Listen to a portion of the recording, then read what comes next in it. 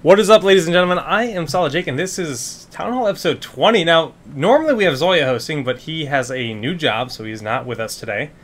And, you know, we just saw we got your laundry. You snuck it in during the break there. What is up, Steve? Welcome to your second appearance. You are actually our first repeat host on the show. How's it going? Laundry is nicely pressed and in the closet, hanging up. So I'm ready to go, but I'm not going to wear it right now because I don't need to be super fancy. Why not? Yeah, it's gonna be wait. What do you mean you don't need to be super fancy? This is last time I came on and I was all blinged out with our lovely little lanyards. I'm just going to tone it down this time. Okay. Focus Taking on a casual the subject. episode. Yeah, focusing on the subject matter, not how good I look. I like it. Yeah. Corey, going to you. What's up? Oh. You're drinking water, I see. What? Yeah, I'm doing good. Let's see, what have I been up to? Yeah, watched a lot of CEO this weekend. Of course, you guys know I'm a big Street Fighter fan, so I was glued to that. And then just been really soaking in the new patch. Tons of fun. Of course, we're going to cover all that good stuff today. But yeah, that's about it for me. And Kevin, Sham 2, you started a new job. How's that going, bro? It's actually going pretty cool. Just kind of getting completely used to, because I used to be in corporate. Now I'm in a very small company, so it's all a lot of culture shock kind of thing. Like, I kind of feel like I just broke out of prison in a way. So it's a completely different thing for me. So it's more been like a shock than it's actually settled in. They're like, this is awesome. Yeah, everything's going really well. Got my Wii U back from some guy who I let borrow it, and he just kind of, borrowed it for too long. So I played a bunch of Mario Kart last night, and doing pretty well. So for context, I have been borrowing Kevin's Wii U for about a month, I'd say. And this past Monday, the 23rd, was my birthday. And I was picking my girlfriend up from her parents' house. She usually works at her parents' house, and I walk out of the bathroom, and she's just holding a Wii U. So pretty hype present to actually just get a Wii U. I didn't expect anything, honestly. I was really stoked. So I have a Wii U now. I just ordered a capture card, and I'm going to start streaming. But back to Heroes of the Storm. Of course, the good stuff. Before I start talking about Wii U all night. Luigi downstairs. So we have a lot to talk about this week, honestly. Like, we got a big patch last week. I mean, we got Zagara, and we all want to talk about her. I know that much, so we'll get to her soon. But just to give the rundown, we're gonna talk about Zagara. We're gonna talk about the snowball changes, mercenary changes, the new scoreboard, which is, I mean, the UI has been tweaked as a whole, but I think the scoreboard's like the most relevant thing. We're going to talk about the Arthas skin change just for Zoya, and from the grave, and we're going to do a big, in-depth, heroes deep dive, I like to call it personally, on Nova, where we're going to really just discuss Nova as a hero, where she fits in the game, how we feel about her, and some builds that we like to run, and we kind of like to run through the talents. If you've never watched the show, we actually do a straw poll, where you actually get to choose which talent you like to pick for that hero, and that's kind of the rundown for tonight's show. So, starting off with Zagara. What do you guys think? She's good. She's a little bit overpowered. A little bit overpowered. So when I first started playing her, I was doing so terribly. I was like 2-8, and it was like really early on Saturday morning. I didn't get into play until then, and so I was like, all right, this hero sucks, and I just kind of like walked away. Wanted to go play some Dibbles. Came back, and I was like, you know what? Maybe if I play Zagara with some like StarCraft Brood War music from like Zerg playing, where I really get into the mindset of the Swarm. And then all of a sudden I was going, I think I had a game that was like 25-2, like the next game when I was doing that. She is so strong if you go like any type of 1v1 style on her. Yeah. Any type of 1v1 engagement, she's just ridiculous. Yeah, I mean, she's like, she has the ability to just push and push and push, and there's really nothing you can like straight up do about it. Like, her auto attack isn't awful, so she can trade pretty effectively with people. If you decide to hang around just a little bit too long and have the Hydralis on you, you're going to be in a bad place. The Roach Slings are crazy strong because they're so tanky for no reason. It's like, and you can get 3 of them at level 1 for whatever reason. Yeah. It's ridiculous. Like, I mean, the tankiness of the Roach Slings not only lets you soak up a ton of, shots from the towers, they're amazing for jungling, so she's actually very good in the jungle, especially with the Merc changes. We'll talk about that more later, but I think she's actually one of the best supports in terms of jungling, maybe next to Gazlo. But I mean, Murky's definitely not as good as it used to be with the changes. Murky's actually. I disagree. Well, I disagree as well. We'll talk. I've been playing a lot less Murky and a lot more Zagara, so I want to hear what you guys have to say about that. But you know, she's just crazy good at pushing, and like you said, if you hang around with the Hydra. Now, I actually go the double Hydra with the damage build on Zagara. That's how I like to play her, because I don't know if it's just because people aren't used to fighting against Zagara, but so many times they disregard the Hydra, and what I do is I get on creep, and I put myself in a bad position, and I summon my 2 Hydras, and they chase me on creep. You're going to get away no matter what. If you're Zagara and you're on creep, you're going to get away. Yeah. And, you know, 1v1 situations, doesn't matter who you are, if you chase with 2 Hydras fighting you and, like, roaches, you're just going to die. It's so brutal. It's really fun, too. I mean, it's a unique character. It's very different. She definitely fills a unique role in the game, so... Well, the great thing is that a lot of people in chat are bringing up that she doesn't have an escape, but she does have wards. You know, like wards like we expect from every other game. Her creep tumors you just get vision from, which I think right now I think they honestly need to get rid of that because you can put it in all the bushes coming up to your lane, and you can just push a lane. As soon as anybody even remotely comes near you, you're fine to get away because you have a 20% move speed on creep. Exactly what you said. You have to be very aware of the map. Now she can't get out until you. I get blink at 20 myself. Because I go for Nidus network, but the Nidus, like, honestly with Zagara, I tend to Nidus a lot. I have Nidus all over the place when I can. I usually have like 3 or 4 up at a time, and you got to keep your creep spread up. Creep is so crucial to the character, not only for movement options but for vision, like you said. And yeah, she doesn't have an escape mechanism except for her creep, but you can let your cat out if you have to. But for our iTunes viewers or our MP3 viewers, Kevin's cat is meowing and trying to get out. I don't have a cat. Oh, sorry, Matt's cat. Matt's cat. Anyways, I would not have a cat. So she's very good. Yeah, she gets the additional regen on the creep. That's really nice. But yeah, she's not like you know, Brightwing or Valor. She doesn't have an escape option. She doesn't have a dash. She doesn't have a dive or whatever. So.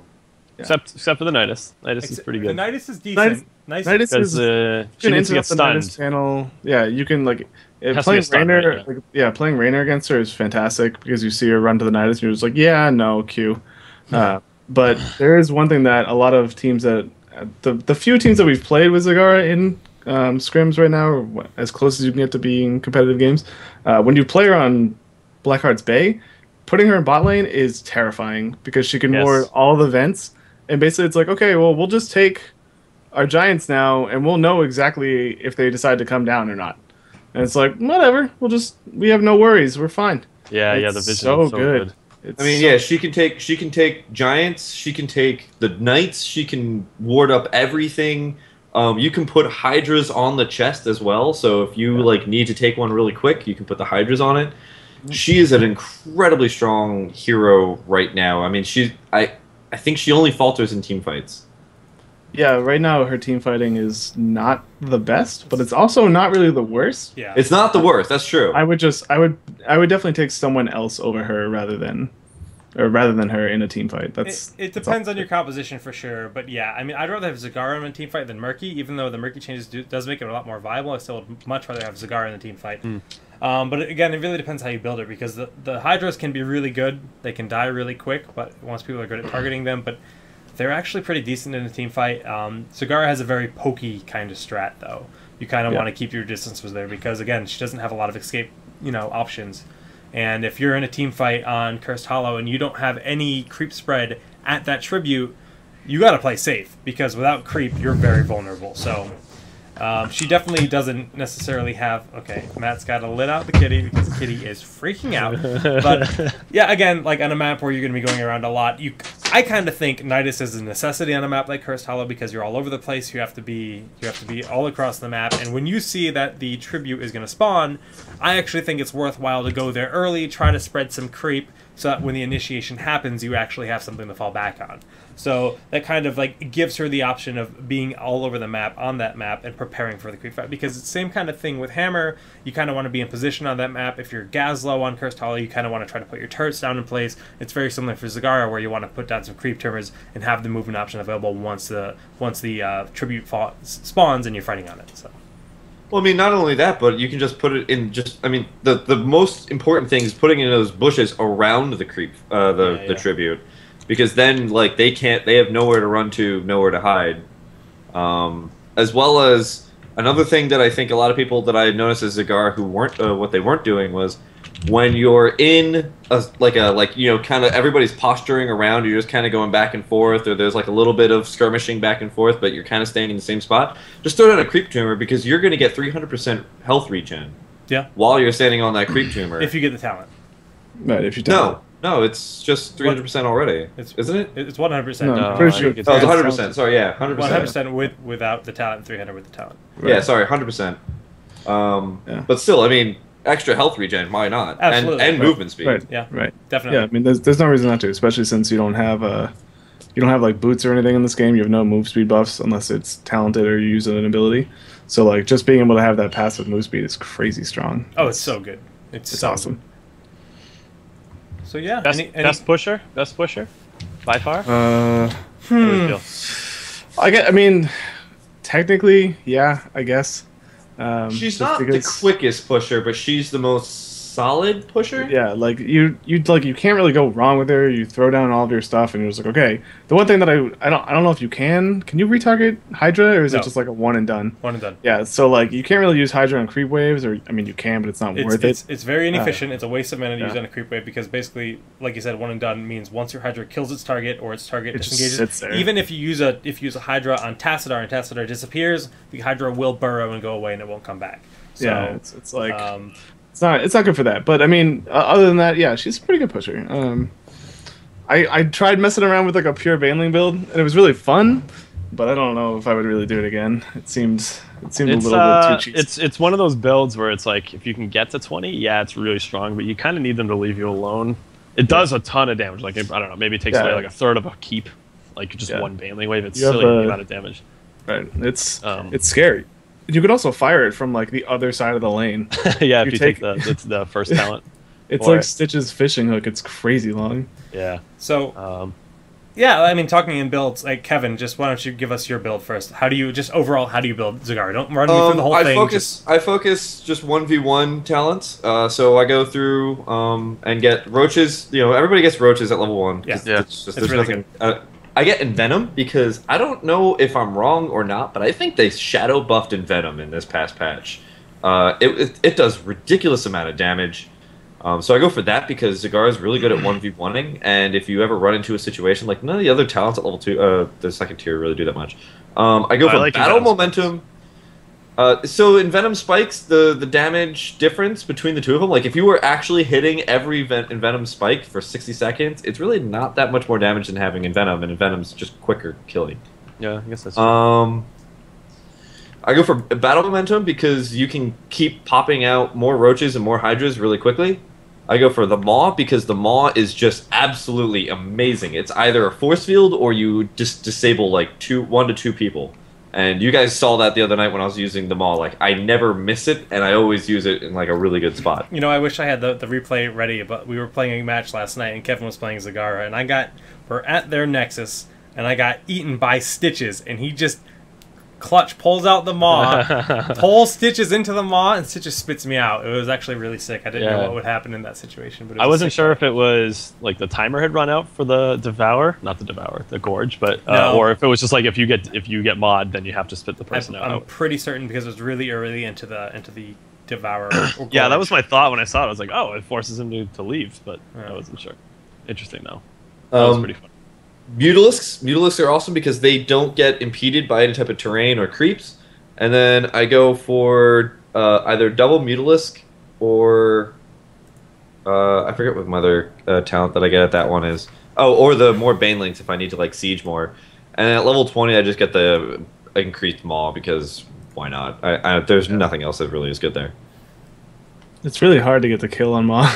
Yeah, it really is. I tried it hard. So many times. I was like, I would have to bring them down to like 10% health and then Maw them. Like, what's the point? I'm not going to do that. It's good for pulling someone out of a fight.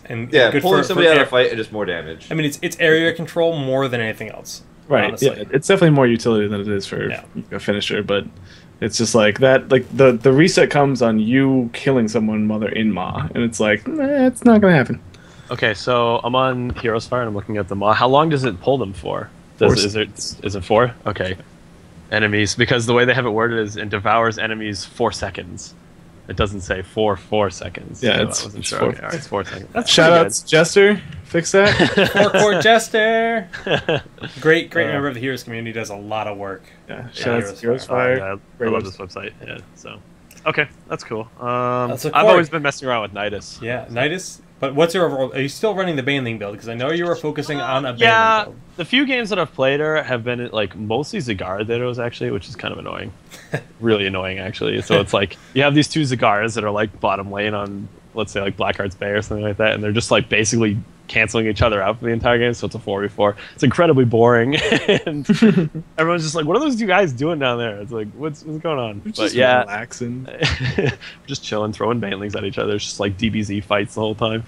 Yeah, I typically do run the banelings, but that's just because I've been like trying to mess around to see with how good of a pusher she is. Which yeah, she is pretty good, but again, you have to have people leaving you alone, and if you're good with the Niduses, it can work for sure. Yeah. But I think I need a little more time to really say if that's worthwhile, or if you should just go for the extra Hydras or Mutalisks, whatever you choose to take. It's been less than a week. We're not going to have her mapped out yet. It's just interesting to see like how everybody's playing her. Matt, how are you playing her? I'm not. Okay, you're not.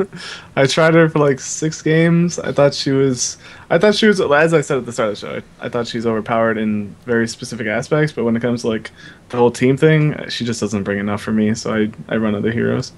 Now, do you feel that the... I go more like Piven.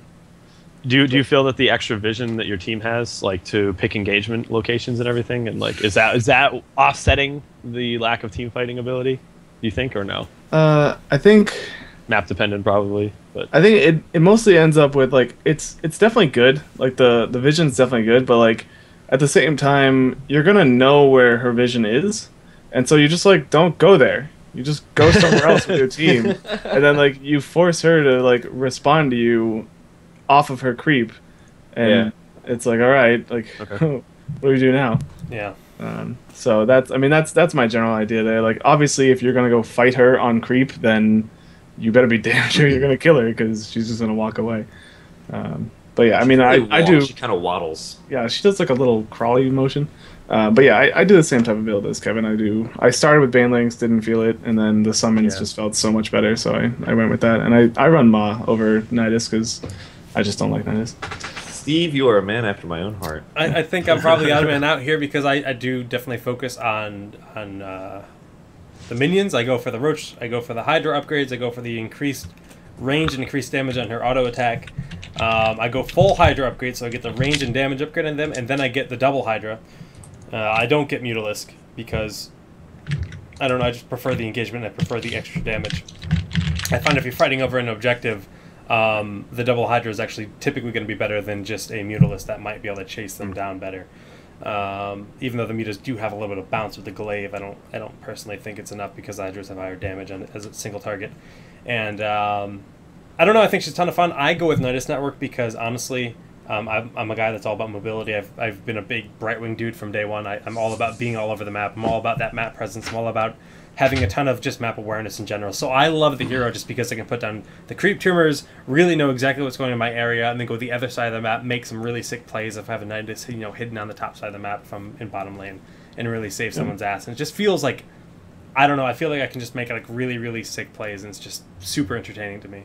So I'm loving the character, if you guys didn't notice, because I'm just, I'm absolutely in love with the character. So, because honestly, my 2 most played characters prior to this patch was Murky and Brightwing, and she's got a little bit of Murky and Brightwing in her bolt in each. So you just like to annoy people. I do. I like being the most obnoxious person in games, and gravitate towards those. I do. I always have. I mean, when I played StarCraft 2, I was all about the drops and all about playing like really obnoxious, like heavy Reaper micro games. They're just like really obnoxious builds, so that's just kind of how I play. You're just a sounds terrible like you're a very cheesy kind of player. You like the cheddar. I'm gonna pull up pictures of my cat.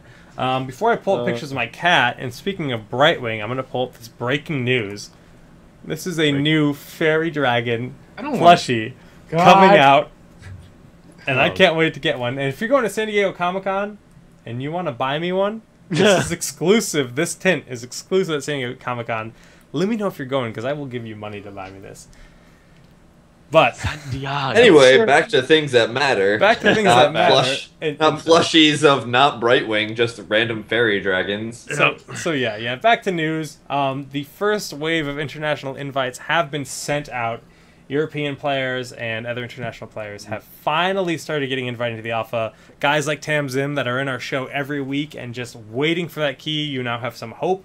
Tam Zim, I hope you get in sooner than later, I'm curious, my friend. Let me know if anyone in the chat has gotten if they're international, if they've got one. I'd be curious to see. I definitely would like to know, because I want to know. We don't really know exactly how many invites have gone out. This could mean 5 invites for all we know.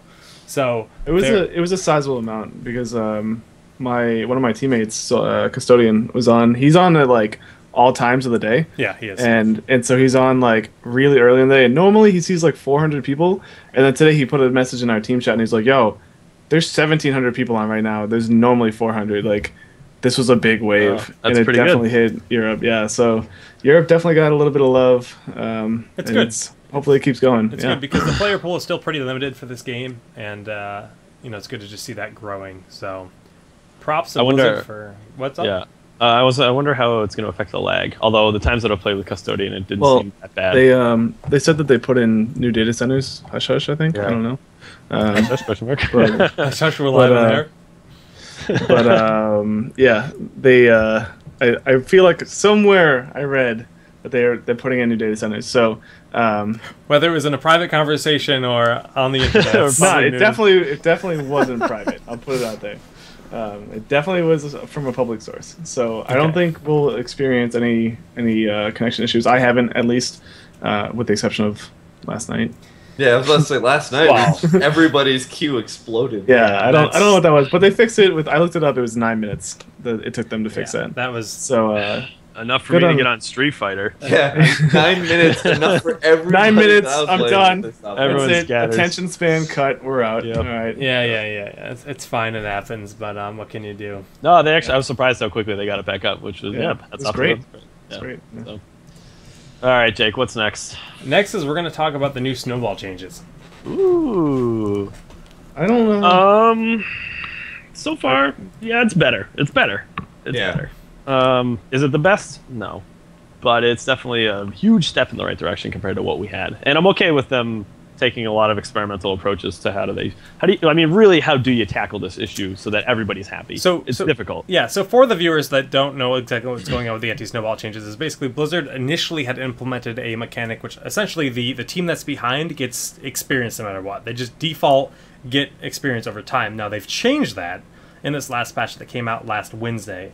And essentially now you essentially get bonus experience for killing an enemy player that is of higher level than you. And I'm still pretty sure that was there from day one, but it was, but not to the extent that it is now. It's they put more. I think what it is the players were worth the same, but because you were behind in levels, your levels were less amount of experience, so it looked like it was more. That's entirely possible, yeah, for sure. No, I'm talking about raw number values. Really? There was a day that back before you could actually see the experience values. I remember explicitly killing someone when we were 3 levels ahead of them, having it count for 580 experience, and then being like, "That's really low."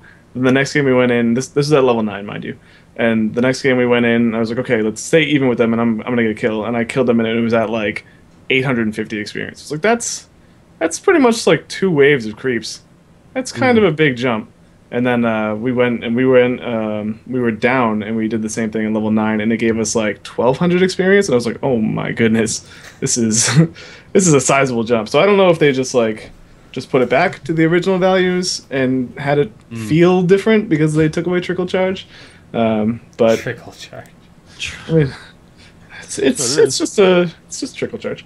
It's good. I mean, I like it because we've been running into games that aren't going you're already losing, but you get all the way to like 30 minutes in just because you're staying within 2 levels. I've been getting 3 to 4 level games and they're ending quickly because we should have lost. Absolutely. Last night when we all went specialist and 2 supports. We had the worst team comp, but it was the worst. And somebody was like, "No, this team comp's gonna work," and I was like, "No, it's not." I think that was me. Kubi question comp? Trolling. It was not a Kubi question comp. It was not a Kubi question comp. But it was just bad. But flat out, we were behind, and getting back into the game wasn't handed to us. It was something that we would have had to execute and perform. So I think the game's in a much better place with the new anti-snowball changes that are now in place. You have to work for it. You don't just automatically get it. There's no Mario Kart effect where you get that blue shell when you're behind. Right. Dude, I don't know. Remind me. I played so many hours of Mario Kart last night. I'm still thinking about blue shells. Wait.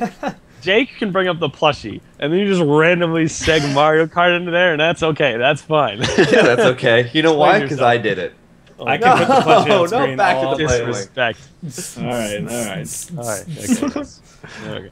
Yeah, the only time I felt it was like unjust was once in one of our scrims where it was like we were up by like 2 levels, and then like 2 people died, and they were immediately tied with us, and we was like, what? Wait, what? Like we won that team fight, but we didn't like push any further ahead. Like, I don't understand what's happening here.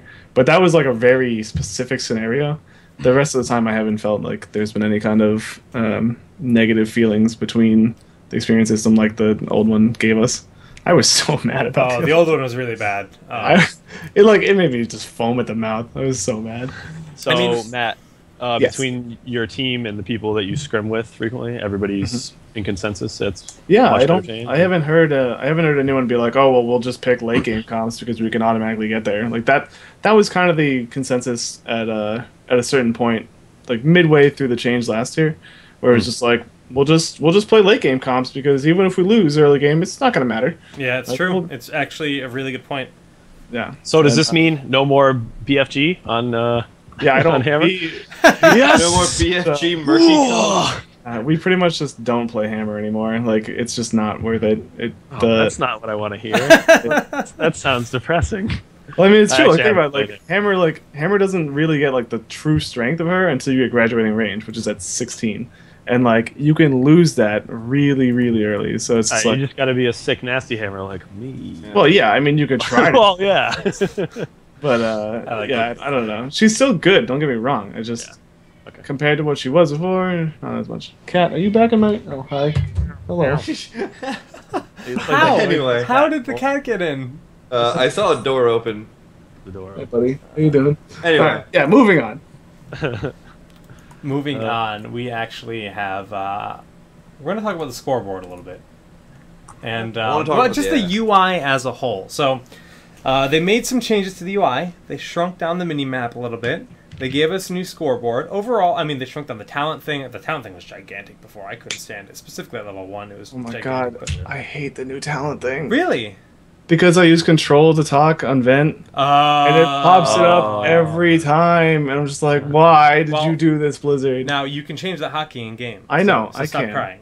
I know. But it's just like... It's not a good reason to hate it. It's just like, why? You're being bad. Could be a bit. Plus Skype. So let's take a look at the. This is the new scoreboard, which is a lot sexier. You got a lot more information. I was actually talking to a Blizzard employee at MLG Anaheim, and they referred to this build of the game as the feels good build.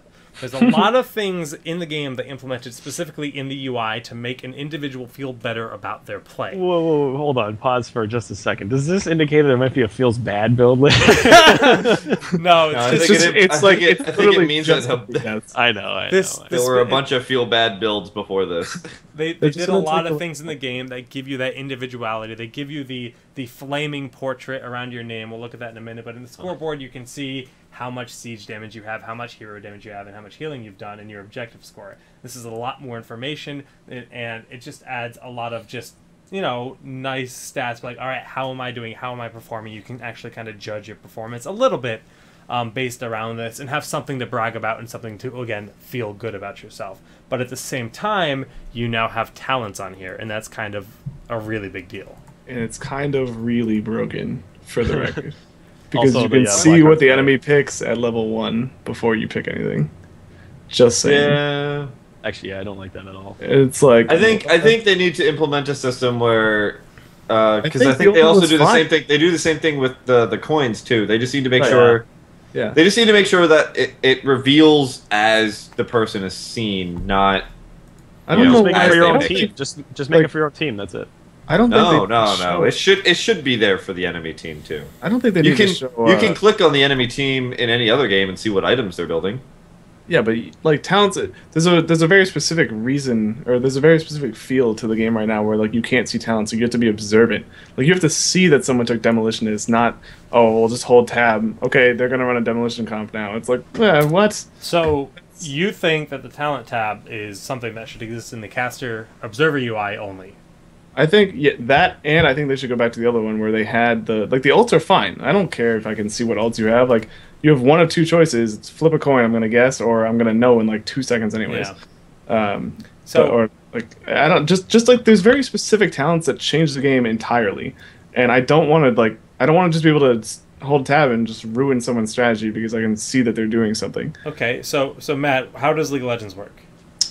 So League you can't see. Well, I guess technically you kind of can if you metagame it and you go to a website. But in the actual game, you can't really see what people are using for masteries or runes and all that stuff. You can see their summoners, but you can. It's not. You can inference. You can inference what they're doing from their stats. So like, if you see that they come to the lane with just boots on or something, which nobody does, and they have like enhanced damage to a high degree, like okay, yeah, they're running damage marks and quints. Like that's what they're doing, and then like okay, they have magic resist or health now, and it's like you can see those things. And you have to have the knowledge of the game going into it, whereas just being like, I'll just see what they have. Yeah, but the thing that I think is a little bit different. Sorry to interrupt, Jake. Here is that the talents change how those spells work almost entirely. Like some of them will make it so that now something's a stun. Right. I don't know. It's not like you're going to be surprised that in League of Legends, like, oh, well, West spell now stuns because he has marks or quints or something like that does that. That's why I think it's a little bit. No, I mean, so I agree with you on that, but at the same time, it's like that's something about heroes that I personally like. Like, I like having the ability to get that quick surprise on someone. Like, if I hit level 7 before someone and I get a game-changing talent, like I think Tassadar has the extra damage now at 7, right? On feedback, whatever it is. So like you Sidestorm, you get that extra crit, and like if they didn't see that immediately, they'd be like, oh my god, like I just took so much extra damage, I didn't even realize it. Or like you take like I said before, demolition. It's like they're not gonna know you did that until you actually hit the fort, and then immediately they have to make the snap call and be like, okay, we need to handle this, instead of just being like, oh yeah, Gazlo's running demolitionist or Rainer's running demolitionist. We'll just deal with him from the start of the game and we'll just like. Well, I mean, so then what about then the metagame of, all right, we're not going to pick our talents until we immediately need to, because you can just do control 1, control 2, control 3, control 4. Why don't you just do something like that? Like you don't pick your talent until you want to engage that strategy at that moment. So what do you think? Do you think that's the correct fix of just the players adjusting to play like that, or do you think there should be like a like 30 seconds after the gates have opened, then the level 1 talent is visible or something like that? I don't think level 1 talents are that changing. Some are, most aren't. I'm just using level 1 as an example. Yeah, but I'm saying for the most part, I think it should be until you see the enemy or the enemy is in vision and picks the talent, because. Yes, you shouldn't be able to tell, like, okay, Zeratul picked something, but we don't actually see him and he hasn't been decloaked or something like that. That's not really too fair. Yeah, that's true. But being able to see what their talents are, I mean, again, you can play the meta at the pro level. You can play the meta, not pick the talent until you need it to engage some sort of strategy if you're going to do something like that. And if you're not, then it's just going to help the new people get used to what these talents do. Right. And what people build as. Yeah, you're definitely... Everything you're saying is completely based. Like, it's right. You're not wrong in any way.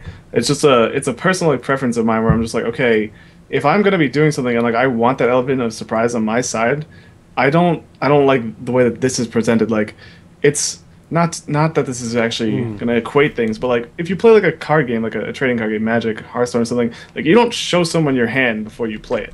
Like you keep your hand to yourself, and then you make your actions, and then they have to make their immediate decisions and be like, okay, we have to flip and do something about this.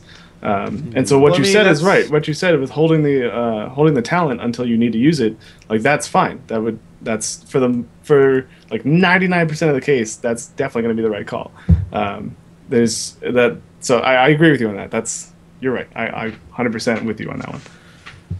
What if they made it a custom, like down the road, like for competitiveness, like solo queue? That option is just like default, but something that you can disable. Yeah, I mean, it sounds like Kevin's like, oh well, it should be here for a learning thing, that's fine. But like, okay, so put that in the ladder, and then for competitive, I don't think it should be there personally. But yeah, I think a lot of the stuff in Heroes should go that way, in that like you play a rank queue and you're playing almost not a different game, but like the safety net's the safety net's not there. Like, I agree. You don't get to see the talents. You don't get to. It's like playing hardcore in like not CS, but like you don't get radar or anything. You play by what's around you, what you have for your individual talents, like what you can hear, what you can see. Like that's what you have at your tools for disposal, instead of just being like handed information from the game. So that's just my take on competitive play. But yeah, for casual play, sure, do whatever, man. Like have it be a fun game. Have it be the best fun game in the world. That's fine by me. I mean, a lot of the stuff I look at in the new build, it's just like, wow, this is like going to be really great for the observer interface and really good for that. But I agree that for competitive play, it should probably just be removed. You shouldn't be able to see that information. It's not hard for them to disable, I'm sure, in their actual program side of things. They literally just have to go in and unclick like... It's never that simple. I don't know. I mean, we have this, if you look at the screen that says show we have the technology. Right down here, just remove this little button here and make all this information is fine. Again, the coins that you see on Blackheart's Bay, we can't see in this image right here, but the coins on Blackheart's individual coins are shown right over here. Right. And it'll show coins turned in, but it'll show how many coins they're carrying right now. Yeah. And that's information I think that should be viewable if your team has seen that hero with that many coins. Right. And it shouldn't update until you've actually seen that hero again. Yeah, I think that's the general consensus on that specific thing. Right, but again, that's a very map-specific thing. We don't know how long Blackhearts will even be around. But in that instance, for that kind of mechanic, I think that's probably how it should work. I agree. Threw a quick vote up. It seems to be pretty split. Really? I don't see a downside to having talents up. I don't really see it at all. It's just like items in League. You can see what items your opponent's taken. I mean, that's like saying a Riven that goes red pot in the beginning. You shouldn't be able to see what items they have, and it's like, okay, well now she's got a red pot and an extra 250 health out of nowhere. That's not adding. That's adding more of a RNG, like kind of a rock paper scissors esque kind of thing to it, instead of like not even rock paper scissors, just like trying to guess what they have, but you can fall flat. It's not really like strategic or non-strategic. I think it's just you see that you're like, okay, they can go hard, so I have to play a little bit more. I don't see any downside to it. I think it's more what I'm presenting is more along the lines of like you have to play to a certain level to understand what's gonna happen. Like when you don't have the information given to you, you have that. It's kind of like a fog of war in combat where you're like, okay, I don't know what I'm actually going up against until they decide to make the first move or I make the first move, and then you kind of go from there. And it's just one of those things where like it irks me that I can see exactly what my enemy has picked going into it, and like I'm gonna be able to know how I'm gonna play this like the second that they do whatever they pick. It's just like, for example, like if I see that a Tassadar is taking Kalas, I'll be like, okay, we're gonna start just team pushing and blowing stuff up rather than whittling it down. Like there's no point in trying to whittle down buildings if we're not gonna be able to. Kalas will just be up and stop whatever we're trying to do, and we won't be able to get the slow game going. But it's just there's just little things about it that just irk me. I can't really put it into good words right now. If I had thought about it more, maybe I could. Okay, that's fine. Yeah, I think that kind of covers our opinions. It's kind of interesting that we're all kind of split on it a little bit, but how do you feel about it, Jake? I don't know if I mean, I don't think it should be there. Okay. I don't think you should be able to see the talents personally. I'm a big guy for. I'm alone. Yeah, Actually, I'm pretty used to this on this show nowadays. Yeah, I don't know. I just think again that can give. I mean, if it's not gonna add to the competitive aspect of the game, I don't like it. And that's gonna, again, Steve said it promotes waiting for your enemy team to do something, and that almost I mean, again, it gives you the strategic option of like, okay, they're ahead of us. This is what they picked for talents. And then we can kind of reactively choose when you're behind. And I don't know if I like that because it's just so easy to be like, all right, they hit 10 first. This is what they picked. This is how we counteract. Like, that's a nice thing to do from behind, but I don't think you should be rewarded for being behind. I think you have to pay attention, watch what they do, and then react that way. I think having it's kind of like babysitting, just like here, look, here's the information for you, just in case you didn't know. It's great for the caster UI. It's great for the observer interface, but I don't like it for the actual game in the competitive standpoint in terms of like the players being able to see that. Leave it on unranked ladder, sure, go ahead, that's fine. That'll let people learn the different icons for the talents. It's easier to ease into, but when you go to ranked play, like Kev or like Matt said, it's kind of like playing Halo when you have no radars. You're playing competitive, you don't have those radars on, you don't have additional information, you have to earn it. You have to pay attention and actually know what's going on. So, but I think that covers that, and another UI change they added into the game for part of this feels good kind of build is this the new flashy flaming portrait. So if you're actually on a killing streak, your portrait will actually catch on fire. And then for Mayhem, more fire, Untouchable, even more fire, and if you're a Hero of the Storm with 20 kills... No, hold on, I got this. More fire. More fire. Yeah. More fire streaks Blue and fire. like random lightning too. It's Blue just like flame. Yeah, it's blue flame portrait aliens. It's again very much for the whole feel good aspect of I'm doing good. I haven't died. Go me. My name is Flamin'. But this is great because it's all about making players it's all about having fun. It's all about players feeling like they're doing something good, even if they're playing booty and just running around and healing as Malfurion and not actually doing that much. Their portrait's going to be on fire and they're going to feel great about it. So that's what matters. I think this is just good. It doesn't affect the gameplay at all. It's a nice thing to have. It's just overall a really cool idea, and again, the whole feel good aspect. This is something they can do without actually changing the game at all. And just gives it more polish. Yeah, it looks better with these things. Exactly, and at the same time, there's now a kill streak monitor under your name. Yep. And it looks a little bit like this. Many skulls. Many skulls. It's the skulls don't, or maybe it's just my monitor something. The skulls don't line up, right? Like some of them are squished and some of them aren't. Have you I noticed think it's that? like all barred up and everything. To be honest, I haven't looked at it that closely. I mean. No, it was very apparent to me. Like some of them were like perfect circles, and then other ones were ovals. They're very different. And I was just like, I don't understand. Like, what's the why? Like why? Yeah, like the third. Maybe. On number 15, on 15 right there, the third one over is just like a squished little head. Like what? So you should have put it in there. Maybe they have a. Just gonna get it right there. They have a random skull generator that puts random skulls in each slot to help make it look more dynamic. I think it's an intended thing. I think they have different skulls with different proportions to keep it intended, because honestly, they probably showed a bunch of flat skulls and like said, hey,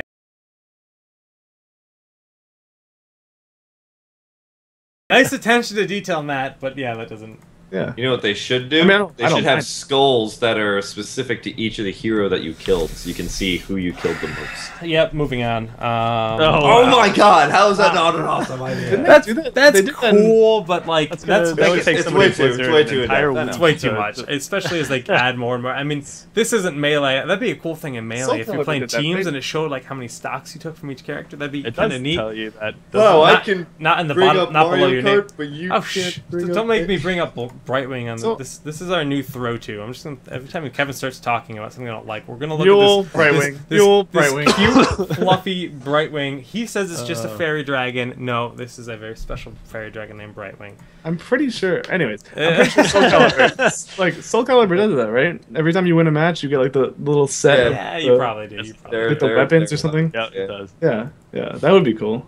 Anyway. Oh my god, if you killed Illidan, you got Warglaives. Other really cool small little like aesthetics things that they did. The forts now when they explode, they do like this thunderous crack across the entire map. The sound design across the board, the sound it makes when you get a mercenary camp is now all very distinguishable. Yep. It's very easy to understand. When I hear that sound, oh look, they got mercs. I know what's going on. You hear the fort. It's like, again, like you said, it's kind of like boulders crumbling and thunder at the same time, and it's called Heroes of the Storm. You get scared. Your dog jumps in a bathtub, starts freaking out, and no one's happy. No, it's really good. The sound design is way better. Even the menu has better music now.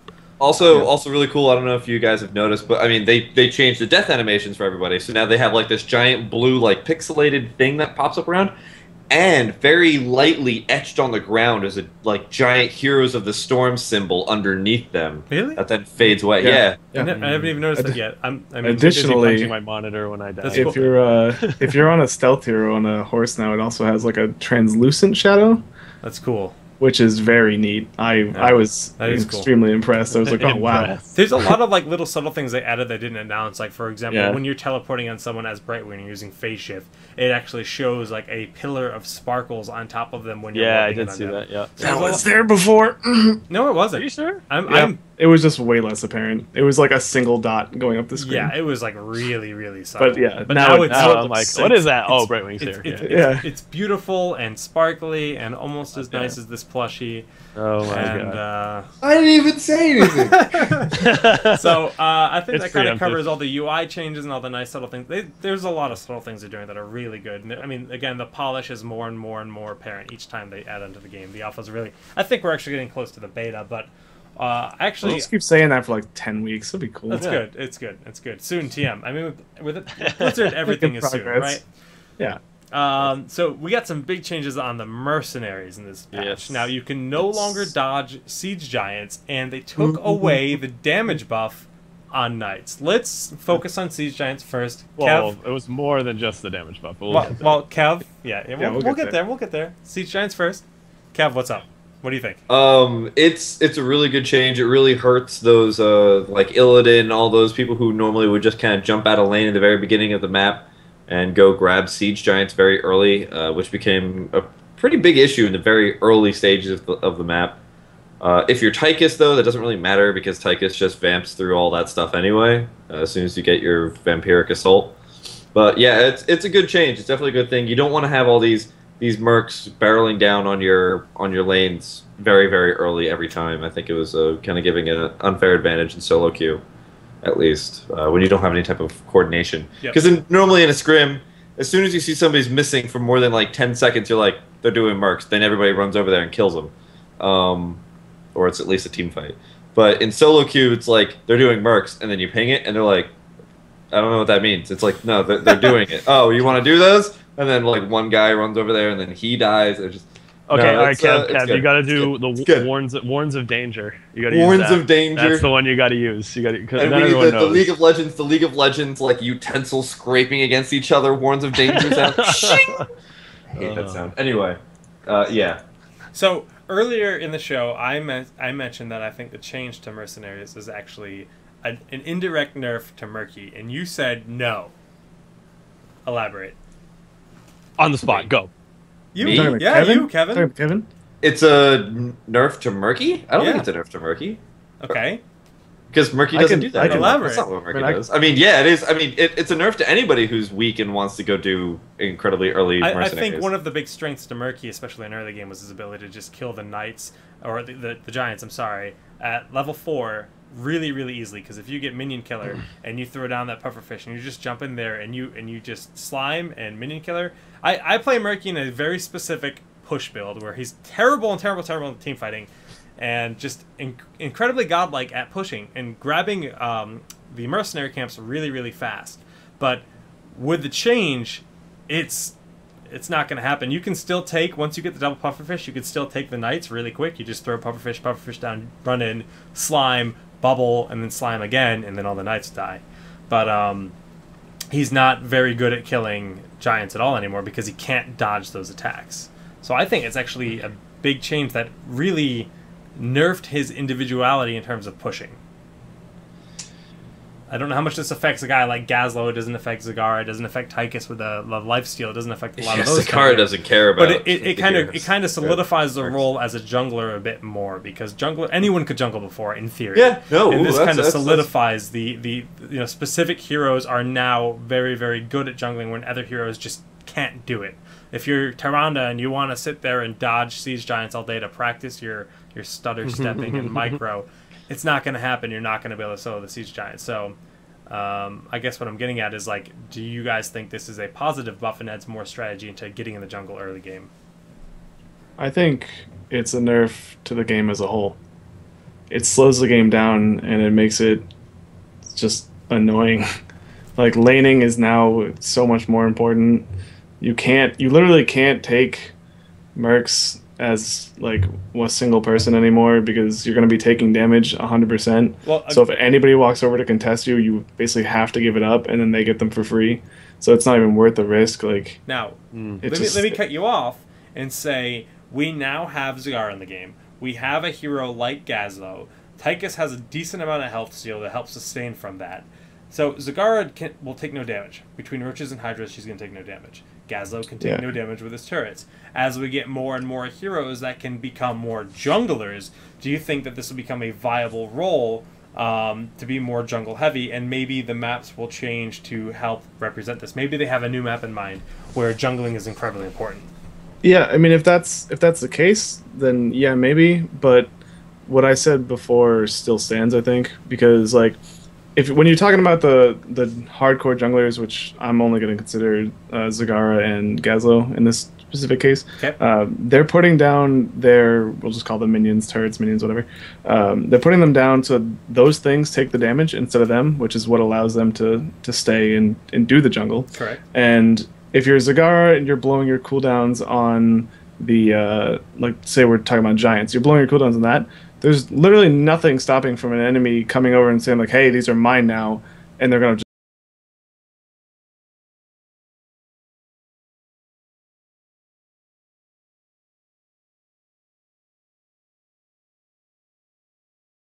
test you at a giant camp.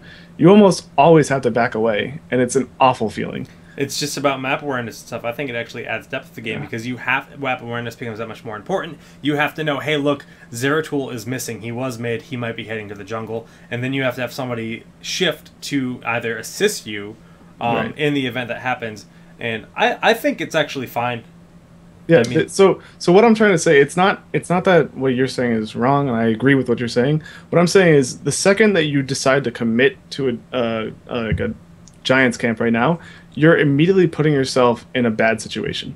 There's no question about it. Like, before, yeah, you're putting yourself at a poor position usually if you're trying to take it. Like, so you're trying to take bottom giants on Dragonshire. Like, that's a really weak position to be in. Yeah. But now 100% you're getting damage, or whatever you're summoning is taking damage. Like, something about what you're doing is going to put you in a bad position, and it's really scary to do it now. And it doesn't seem to be worth it, like 9 times out of 10, because if people roam down and they force a team fight, you've been devoting resources to taking whatever you're doing, and you're 100% not going to be at the same level that they are. It's just for when you're tied early game, like, getting giants before was like, okay, we're going to do this, we're going to put pressure on the map automatically, and then we're going to have options to do things. Now it's like, okay, we're committing to this, and if it doesn't go right, like, not only are we going to be behind immediately from the team fight, we might lose the giant camp, and we might lose our lives, and then they're going to push on top of it. And it's like, do you really want that? It's really scary. I think mercenaries are going to turn into, in terms of the competitive meta, more of a win more ahead, get more ahead, grab mercenaries kind of scenario. That's what it is right now, for sure. Well, I don't know about that, because, I mean, yeah, if you're ahead, get more ahead is definitely going to be there, but now they're going to be taking damage to get ahead. So I don't know if I really agree with Steve's point that it detracts. I think before it was just like, okay, I'm going to go do mercenaries. I'm not going to, I'm just going to dance around it. We're still going to get the same amount of experience. There's absolutely nothing that's really at stake here, except for the fact that they might come over here. Now, if they come over here, and then I just kind of walk away, and I'll probably survive because I didn't take any damage. Now, if they come over here, I'm already hurt. it's you're taking a small disadvantage to get a bigger advantage. Yeah, because once you get those mercenaries in lane and you protect them, I mean, if you have siege giants in lane, are you kidding me? They're so strong. Yeah, so strong. You can heal them up and everything. If you have a Tassadar, you have a Lili, you have a Malfurion, you sit next to them. They have to come in and engage you, especially if they have a melee hero there. It's true. Yeah, I don't see why it's a bad thing. I mean, I can see where Matt's coming or Steve's coming from. I don't know what to call you. You can do whatever you want. It doesn't matter. I think it's really something that's gonna kind of have to feel itself out, but it's definitely gonna change the meta a lot. It's a little change that's gonna make a big difference on the impact in the game. It's definitely slowed down our current scrims. Like, you used to see giants come out at like 3 minutes, yeah, and now you don't usually see them until like 5-ish, yeah, and maybe even later, just because like it's too much of an inherent risk. It's just so risky early on, and like. I'm not trying to say that it's necessarily bad overall, because I mean, again, as I said last time I was on here, it's a community that makes the game. Like, we're going to define the meta at some point, and right, that's what it's going to be. But like, as it stands right now, coming from the current way that it's being played to switching to this one, like, people are still trying to do it, and it's leaving you in a really bad position, and it's scary. I mean, we have to adapt. That's what the whole point of playing a MOBA is. But like it just something about it right now to me, it just feels a tiny bit off. I don't necessarily not like it, but I would still prefer the previous iteration over the current one. That is interesting. That is fair. Well, how about knights? So knights have a nice little buff to them, even though people say it's a hard nerf. So the way that we play knights now, or I do at least, is I get knights and I leave them. I just walk away, let them do their thing, and I tell my team hard push the other lane, because if you leave them alone, they're gonna get their own heals. They'll be able to push on their own with the healing buff that is replacing the wizard buff, and so like they'll sit in lane and they'll be there for a long time and they'll do some serious work. And if you can force the enemy team to either have to deal with that and by splitting one person off and having a 5v4, or if you can have just leave them alone and just stall the enemy team down bottom, like, you're going to get some serious work out of them. But it's definitely not the same as what it was before. It's nowhere near the same I think it's a lot better, honestly. Yeah. I think, I mean, from day one, I was like, knights are broken. Yeah, like, these are, like they're, you get them, and it's just like, okay, fort. Like, that's it. Yeah. we have knights, we have fort. Let's go. Before it was, okay, we're playing on mines. All right, we're getting knights. Like, it's like one person in mines, go knights. That was the meta. And I have straight up 1v3'd as Tychus with knights buff. Yep. Like, I believe it. I believe it. It was so way ridiculous. too strong. And you know what? Honestly, this is also a really big buff for the solo queue and the non-coordinated teams as well, because normally they'd be like, all right, let's get knights, and it starts pushing. I'm like, where did everybody just go? Do you understand how this thing works? You're invincible in here. Knights are up there. Why we're down here? Why? Yeah. But I completely agree. And now you can actually get people to just leave them alone, just let them do the thing. But now actually I find that more people go with knights, and it's just like. Why? It's like opposite Blue Flame. It's just like I don't get it, man. I don't know. But hey, I mean, at least people at the very least, at least someone is learning to push with Mercs now. So they're moving in the right direction. Moving on up. Yeah. All right. How do you guys feel about its change, indirect change to Haunted Mines? Like, before it was like most people would go knights. But sometimes there was like that question, and like if you were ever in a solo match, it's like, oh, do we go mines? Do we hard push mines, or do we go knights? Now, more of a choice. How do you guys feel about it, especially from the solo queue aspect? Yeah, I'll field it. I think mines got the biggest change overall compared to everybody else. Like the difference is definitely night and day. Like, you can't just easily grab every Merc camp and move on. Like, every Merc camp now has a very, very strong price on it, I guess we'll call it, where, because like the whole map is so open, you can see if the enemy's trying to do it. So it's like, okay, I have to back off this. And knights are definitely much weaker directly from what they used to be on mines, but there's still serve a purpose for sure. Especially if, as I said before, if you can get them to just stay in their own lane on bottom or top, and push the other lane, what it'll do is it'll open a path for your golem when you do get it. So that's really nice. Yeah. But it's a matter of being able to actually play that. So overall, probably a little bit worse, I would say. But yeah. It was a little overpowered anyways, so I'm okay with it. I would agree. I mean, overall, I'm fine. I'm fine with the Knights changes. I think they're actually... I think it was needed because... I think it was needed. I mean, they were... Again, if that's more important, the objective in the actual mines, on Haunted Mines, is a problem. Like, the pushing power you get for being in the Knights buff. Yeah, it was cool that you had this, like, this mechanic in the game where, oh, they get Knights, but if we snipe their thing, we kind of negate it. But still, it was too strong. So. Yeah, I haven't played enough scrim. Actually, I haven't played any scrims on Haunted Mines just yet. But it's. I don't know. It feels like it's kind of like I don't know what to even get anymore. It's just kind of like all the objectives are kind of equally kind of attractive. Yep. And sometimes I just find it if I'm playing Zagara on that map in the past patch, I'm just like, oh, I'm not going to get any Merc camps. I'm just going to push by myself because I'm Zagara and I have roaches and I have hydras and I have everything I need. She can grab Mercs by herself, but I usually don't. Again, it's an inherent risk. You're blowing all your cooldowns, but she is capable of doing it for sure. Oh yeah, no, she grabbed like Knights at 7 with no problem. Yeah, she's very. That's very silly. she's very good. So good. Any final thoughts on Mercenaries? No, I think that kind of covers it for the most part. Do you think it would be interesting for them to add another kind of mercenary in the future, or do you think that would be too much? Yeah, I think they definitely will. Yeah, I talked about it one of the days, where it was just like like you cap it, it's basically just a bird. It just gives vision across the. Like it gives like oscillating vision for a short amount of time. That would be really cool. Actually, I'm not a big fan of the Watchtower mechanic. That would be a really cool replacement. Yeah, kind of just like a flying like siege minion that you could snipe out of the air if you decided to chase it or something. Just something like that. I didn't give much thought to it, but it just sort of popped in my mind. Yeah, that could definitely work. That's cool. Cool. So moving on. Do you guys want to take a break? We have been going for an hour. If you want a break, you guys need water, we can take a break. I'm fine either way. Yeah, I'm fine either way. Let's rock and roll. Let's do it. Let's keep doing it. Let's go. I don't know if you can hear it. I can't hear it. Good. That's a good thing. But I hear it, and it's driving me nuts. So yeah, we're gonna move on, and we're actually gonna give a shout out to our fallen comrade for this week, Zoya.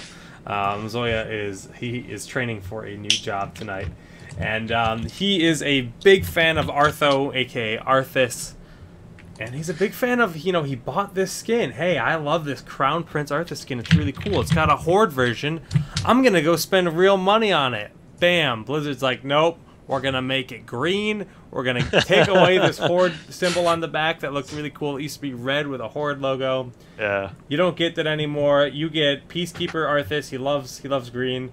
And, yeah, I don't know why they did that. I don't know if they're getting an incredible amount of complaints from fans that are like, "This isn't true to the lore," and he's not part of the Horde. I have a friend who's yelling about that all the time. they gave Shondo Illidan Sargeras eyes, so yeah, so that doesn't make any sense. I don't know the reasoning as to why they removed the skin. I thought it was super sick. I mean, this game is kind of about even at BlizzCon. Corey and I were at BlizzCon and we were sitting in every single Heroes panel they had, and one of the first things they said is this game is not going to stick to the lore. You're gonna see Diablo riding a unicorn, and it's not gonna make any sense.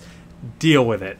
And they gave us this Horde Arthas, and they took it away. I don't know if it's because the skin isn't polished yet, but, I mean, don't get me wrong, the skin's, green, but why not give it a 4th tint? If you had it made, yeah, they updated the model, but the Horde one was so cool. I would say that was probably, it was probably a top 10 skin in the game. It was if I list out all the cool. It was definitely, 10, for sure. Yeah, it was definitely up there. So... there was rumor, I think somebody posted on Reddit that it's because they're going to be releasing a Blood Knight Arthas. I think it was Blood Knight or something like that coming up. There was something else about it too. I don't remember exactly. Like Death Knight Arthas with like I've heard unholy frost and blood. I've heard a million rumors about skins, and I'm sure Blizz has a million ideas for skins, but it was still a weird thing to do, and I think that's kind of something they should have held off on doing, especially if they have people that have paid real money, maybe specifically for that item. Look, I paid money for this. Oh wait, we took it away. I mean, that's kind of, yeah, it's an alpha, but that's still kind of something you have to word. Look, we're taking this away, but it will be back with this, so you can then give us more money and buy that skin. I don't know. I thought that was a bit odd, personally. Yeah. I mean, you always got to remember that, like, as you said, it is alpha, so, like, any money you spend right now doesn't actually mean anything. Right. Like, it's all going to be refunded. It's all going to get refunded anyways, so, like... But still... It sucks. Up to $320. Still, no matter how you look at it. Yeah, it sucks in the immediate time, yes, but... I paid money for this. I no longer have what I wanted. I'm salty. That's kind of something that I thought was kind of poorly done. Well. I mean, Greengrass Arthas. Greengrass. He's great. I mean, honestly, they probably should have just been like, I don't even know if they have the ability to do that just yet, but just, we're going to refund everybody who's ever bought. I'm pretty sure that's what they're Arthas, doing. that skin. I'm pretty sure. I think everything. Well, I mean, everyone's going to get everything refunded, but it just feels like you kind of just got gypped. It's like when you bought Tyrael at launch, or at Alpha launch. It's just like I bought Tyrael, and I was like, Arthas, Tyrael, or Arthas at launch, or Arthas, Arthas and if you pre-ordered Reaper of Souls, we're supposed to get Vala for free. Where's my free Vala? But we haven't gotten our free Vala yet. Oh, really? The free Vala didn't go through? No. It's not. I mean, it may eventually, but. I mean, it hasn't happened yet. Oh my god, 2,000 gold hero. I need it now. Blizz, please. Wait, is it a 2K gold? She's nothing. Like, that was the only reason I bought that game. I know, right? It was fun for a couple weeks. Right now. Corey, we played a good amount of Reaper. Yeah, we played it a lot. and then like one day we both stopped. Yeah, simultaneously without even like. We were just like, we didn't say anything to each other. It's just like, hey, what happened to that guy? I don't know. It always happens. With the game. Anyway. Anyways, I think since we're not taking a break, that kind of covers all our other topics. Except we want to do Kubi's questions first, or our heroes deep dive, because I know everyone's waiting for our Nova discussion. That's kind of. Let's talk about Nova. You ready? You're anxious? Let's do it. I'm always ready, son. All right. So every week on Town Hall, not on Heroes of the Storm. Heroes of the Storm is a game we talk about, but on Town Hall we talk about one hero in depth. We kind of go through. We talk about all the talents that are available, and we actually do like a voting for it. And this week we're talking about Nova. We announce our next hero each week the week prior, and this week is Nova. Now Nova is probably the most sought out hero on our YouTube comments. Everybody kind of wants to hear about Nova. Now, I don't know if it's because she's in that intro video, blowing the kiss. She's kind of becoming like they effectively did replace Kerrigan's, aspect as being like the ghost with Nova. She's basically like Kerrigan 2.0. Redheads are better than blondes, but it's okay. Nova will be sufficient. Wow. And she's got a redhead tint. Wow, she's got a redhead tint. She does. That's the tint that I use. She does. You She better. does, and I keep calling her Kerrigan. Like when I'm like trying to shout out to like teammates or something like that. Like I see the redheaded ghost, and I'm like Kerrigan's. Wait, no, Kerrigan. No. Nova. So everyone can see the redhead here. It is. Of course, the redhead. You have to point out the redhead. Gameplay. Gotcha.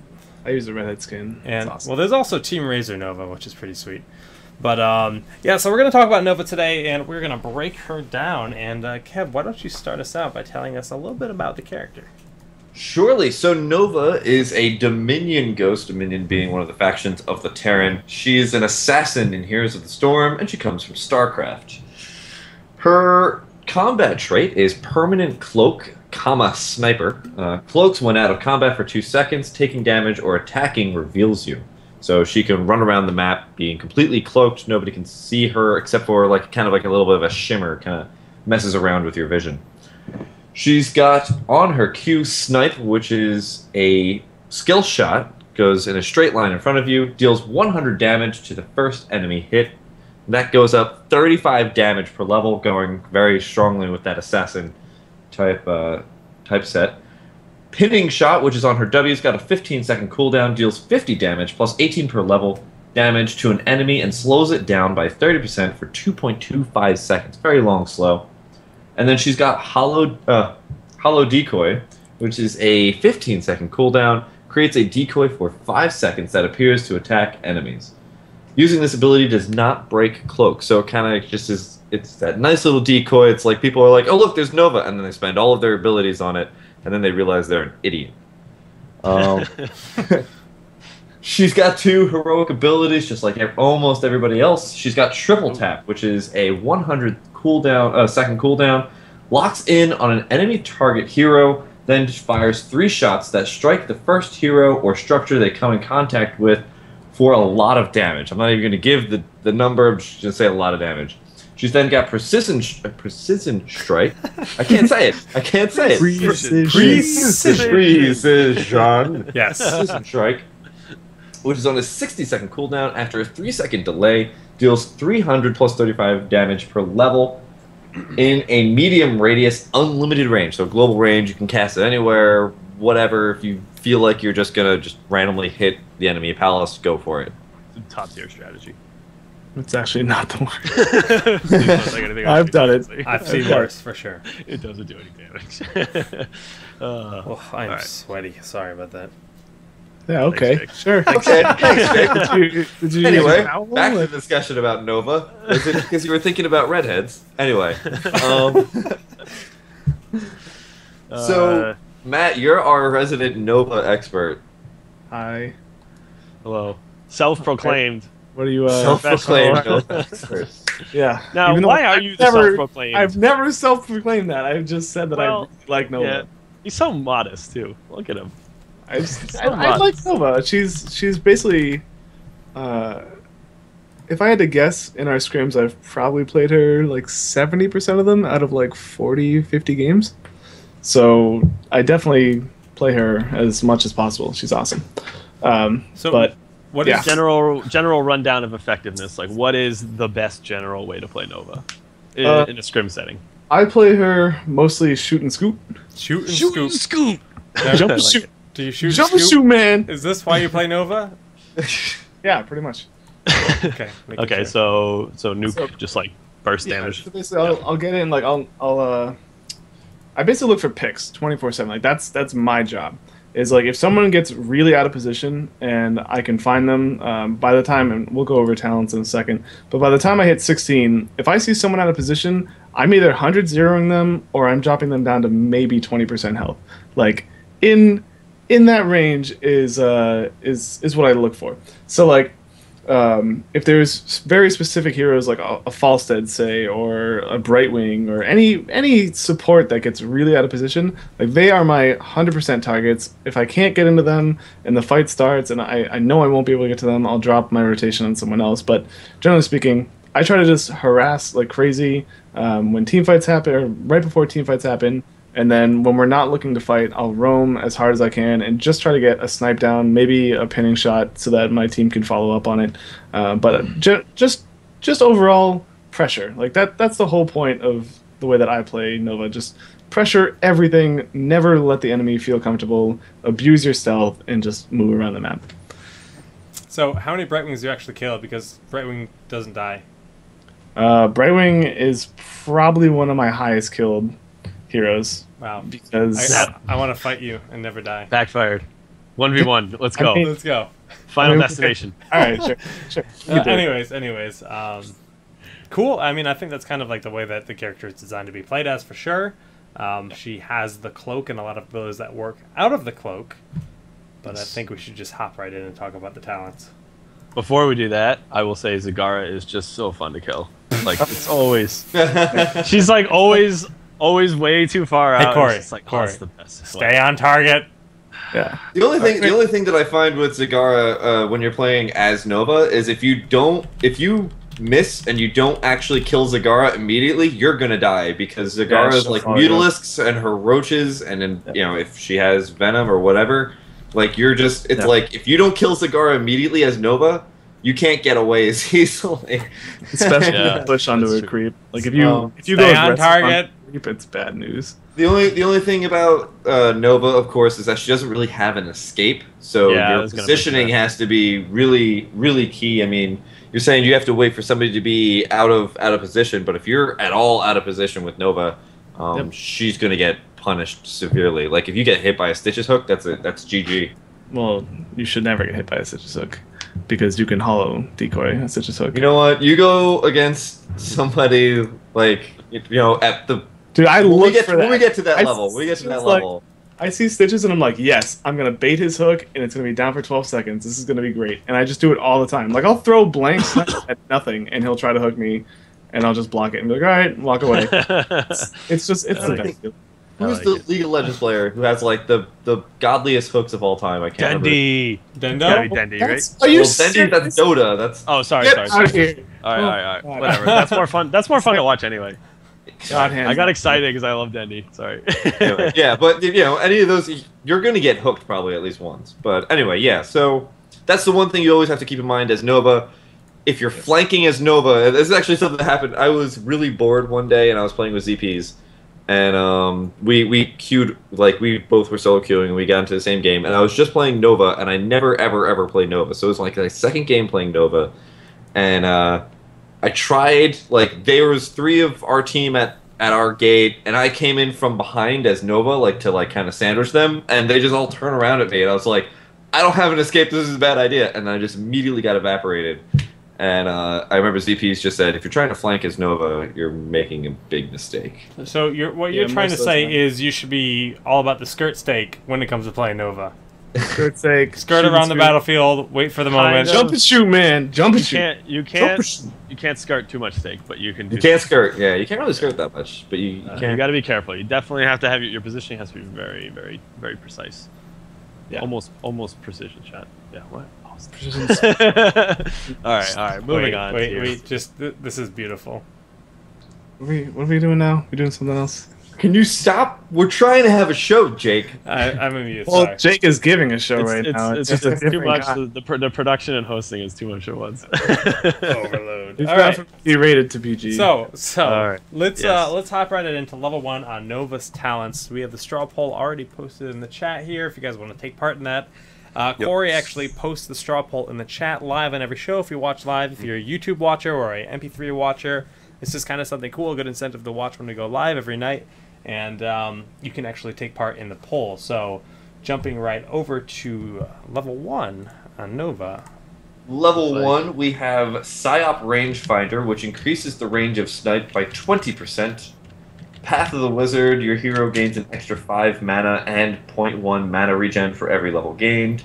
Ambush Snipe increases Snipe's damage by 20% when used while cloaked, which brings you out of cloak, obviously. And then Taser Rounds increases the duration of pinning shots slow to 3 seconds, so increases it by 0.75 seconds. Bam, Corey. So, okay, what do you all pick? right. Some of these are actually kind of nice. Some of them are. Like, she does have mana problems, for sure. Yeah. And, like, man, it would be really nice to have an extra 3 seconds on the level 16 talent for Crippling Shot, but God, Ambush Snipe is just so good. It's just, like, it really feeds into the whole burst damage. You kind of have to take it, I think. But yeah. That's how I feel about it. But some of the other ones are good. I can understand why you take it, but you really need to maximize your combo. Wait, so that was a pretty big sigh that came out of Matt there when you said Ambush Snipe. I agree with him. You agree? I said right. Yeah, I said right. You looked upset. Okay. No. If you read chat, it's ambush or nothing. Ambush or go home, huh? Yeah, Path is okay, but like, if you're really looking to use Path, then that means that you've been like, you have to spam hard to Uma's Nova, and like, you really shouldn't be. I don't think so. You can definitely run out of mana, but like, I mean, like, it's not a huge deal. You kill somebody and then you go back to base to get mana real quick. And like, you've already taken someone out of the fight, so it's right. Like, if you're expending mana at the rate that you need to take Path, then chances are you're not gonna be doing like a burst build, and it's just. Matt, what did you tell me when you were telling me how to play Nova? You're like, put the fear of God into them. That's what you said. Put the fear of God into them is what you told me. So you should be spamming that combo all the time. No, but you need Ambush Snipe to put the fear of God in them. Of course. Yeah, otherwise, you're just like putting the fear of like. So you're gonna get You're gonna be Like, it's gonna happen. But yeah, you're gonna drop but it's not gonna matter because you can be but they can be dead. Right. So that's the important part. It doesn't matter if they're if they can't fight back. But yeah, Ambush Snipe, it synergizes so well later on. It's just so nice. I love it. Any disagreements on this tier? Kev? You guys? Not at all. Yeah. I accidentally grabbed the range once, And it was nice because like I could hit the range more often, with the snipe. But unfortunately, you just don't do enough damage. Yeah. It really, really hurts with the synergies later on. Yeah. I accidentally picked taser rounds on a scrim once. It went okay, but I definitely missed. I missed at least 5 kills because I didn't have ambush, and I kicked myself a lot. Yeah. I mean, in theory, I'd like to say PsyOp rangefinder will have its place in the game once poke comps are viable, but with the current like the way the game works, poke comps are just not going to be viable anytime soon. I'm reading Crippling Shot right now, and it doesn't even synergize with taser rounds, so never mind. Yeah. Yeah, no, it's the opposite of synergy. It's the opposite of synergy. So, no, it doesn't. No, it doesn't. It's like they should be dead. After 2 seconds of elapsed, they should be dead. So looks like the polls agree. Ambush snipe is going to be taken 58% of the time based on our viewers. So. I think that's a pretty clear win. It looks like we got Path of the Wizard for 25% of the people, which is, I can see that happening. And PsyOp rangefinder, again, if push comps were viable, I could see that. Or poke comps were viable. I could see that maybe being something to grab, but as the way the game's meta currently is set, I don't think I would really ever grab it. So we can... All right. Switch Second tier. Level All right, 4. let's jump up to tier number 2. Ooh. Too much soccer. The FR92 sniper rifle increases your basic attack range from 6.5 to 7.5. Vampiric assault, basic attacks heal you for 15% of damage dealt. Focused attack, every 10 seconds your next basic attack deals 50% additional damage. Basic attacks reduce this cooldown by 1 second. Extended projection, range of hollow decoys increased by 100%. And in Venom, activate to poison enemy hero, dealing 100 plus 30 per level damage over 6 seconds. Some interesting choices here. Let's see. Extra range. There's some interesting choices. They're kind of interesting. It's sort of like the first tier where it's like, oh, there's some kind of cool things here, but there's a clear choice. And if you look at the poll, definitely. Yeah. I mean, it definitely would be nice to have a little bit of extra range on your basic attack. And steel, actually, you know what? I'm not even sure. Vampiric Assault is not interesting because you really should be either cloaked or killing people, not really basic attacking them. So, same with focused attack. Actually, you know what? It's fine that you said that because some of these are actually junk. I take it back. To me, the only talent tier in this entire game that has no options. Like, you take Venom or you don't do anything. No, you said once, Matt. You said once that you take the range. You're like, bad. Sometimes it's nice. I said I tried it, and it's okay. awful. All right. Extended projection is just too valuable. It's just go so... oh my god, I've never seen. Yeah, this one's really skewed. Like, our viewers know what's up. I like it. So I mean, as you can see, 76% of the viewers have chosen in Venom, and in Venom, something that we kind of say on most heroes, it's not worth your time. Kev suspects that there's a shadow buff to it, making it even better recently, but on Nova, it's just that little extra bit of burst. It's instantaneous extra damage. You know what kills 3 talents out of this tree right now is that one thing that happens with Nova is that her abilities, she's actually kind of more like a caster. Than anything. And this is this is just in case viewers don't understand. Her auto attack is really not that strong. No. I think it only gets up to like 200, 250 at one levels at that one level. At like 20, it's really low. It's really ridiculously low.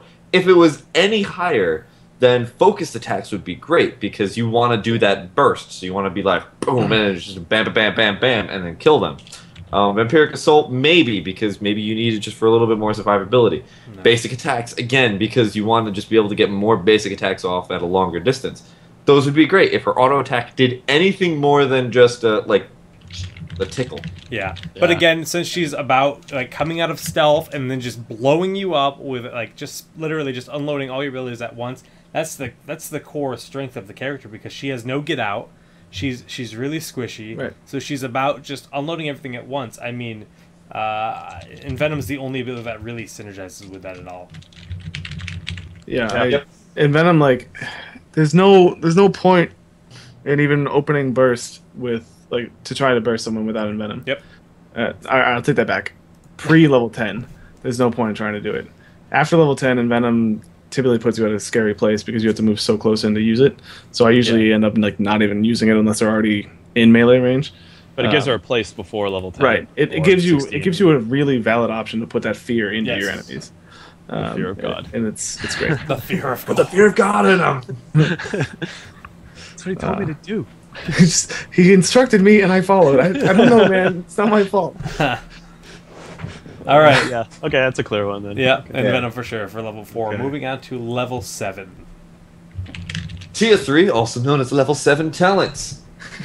We've got Battle Momentum, which basic attacks reduce ability cooldowns by 0.5 seconds. Digital Shrapnel, Hollow Decoy explodes on expiration, dealing no damage at all. Explosive Round, Snipe also deals 50% damage in a 2 distance radius around the primary target. And Follow Through, after using a basic ability, your next basic attack deals 25% additional damage.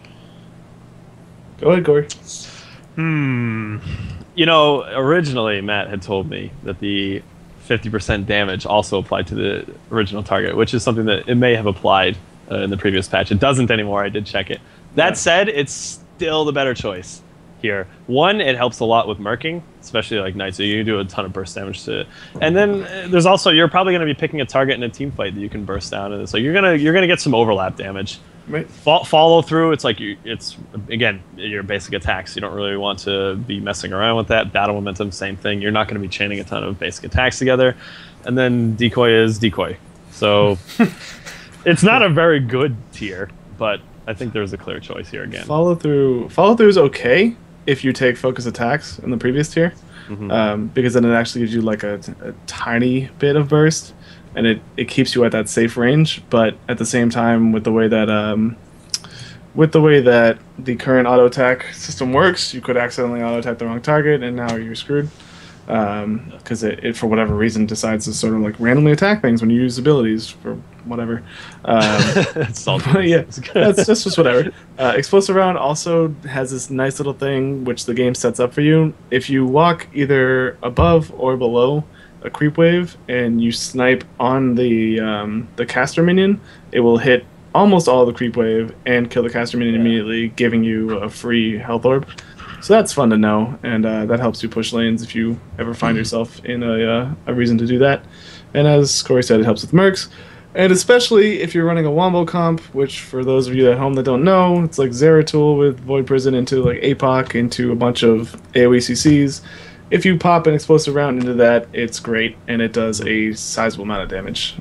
I'll go over that more later on. So yeah, explosive round for me. The other three just they don't fit my playstyle, and I don't need more ability cooldown because I'm probably gonna anyways. So.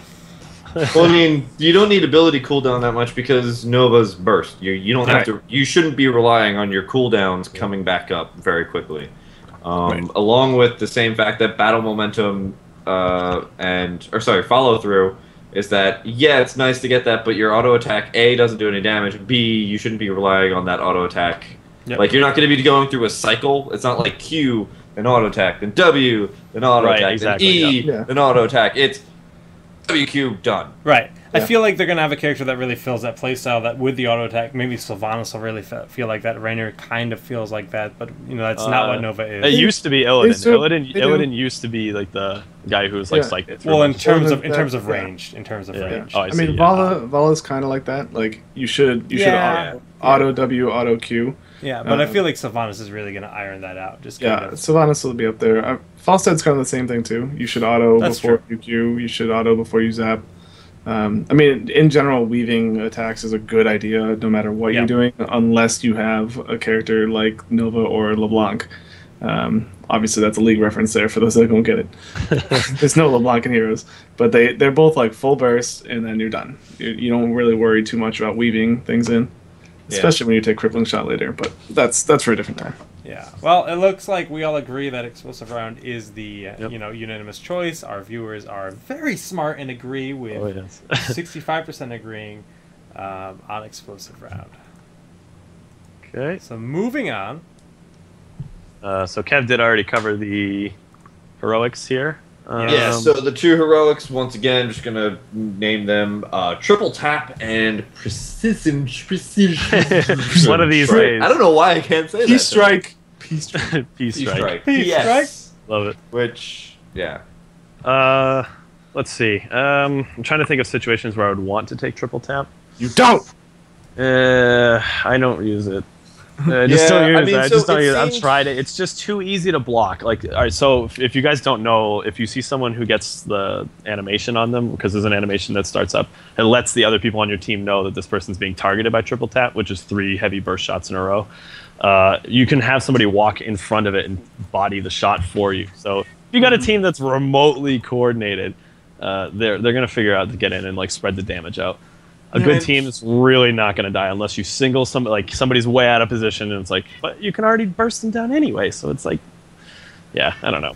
I mean, I don't like. Really, the thing about Triple Tap that really kind of bugs me is that if somebody picks it, then I just know not to go, roaming off if I'm out like a light, it could easily to die to Triple Tap.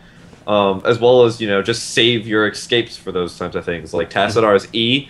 As soon as you see the Triple Tap thing on it and you're a Tassadar, you're just like E, and then you're just like, oh, look, there goes your ultimate. Matt, let your cat out. Let your cat I'm out. going, I just heard All right, so, yeah, Precision Strike, it's got a lot of uses. One, the global range on it, just immediately, like Presence you don't even need the talent into it. It's so good. Like if I'm dead and I'm coming back into the coming back off of my cooldown from dying, it's like I can just check. Oh, is there a team fight going on over there? Oh, I might be able to pick off a couple of people, especially if you combine that with overdrive, and then just its ability to be synergized with other wombo combos. It's pretty sick ult. And then level 20 it gets even better. We'll get into that, but yeah. I don't know. There's really no bad parts to it. Matt, you got anything to add to it or? Precision Strike. Yeah. Triple Tap, I do have one thing to add to it. Triple Tap works just like, actually they might have patched it since the last time we played the League, but works the same way as Nidalee Spears. If you do it from outside of vision, you don't get to see where the line comes from. Fun facts. Fun facts. Still bad. It's extremely infuriating when it's like Nova on Nova. And she triple taps you from outside the screen because, like, you have to wait and then reactionary put down your clone in response to it, and like it's tough to do. I've gotten used to it, but like the first time it happened to me, it was like I could hear the triple tap. I know I'm marked. I have no idea where these 3 shots are coming from. Yeah. And it's just like, oh, this sucks to counterplay. But that's just one neat little thing. And yeah, as you said, Triple Tap is probably the better choice at level 20. We'll go over that later. But God, it's so good. You overdrive it, it just does so much damage. Yeah, absolutely. All right.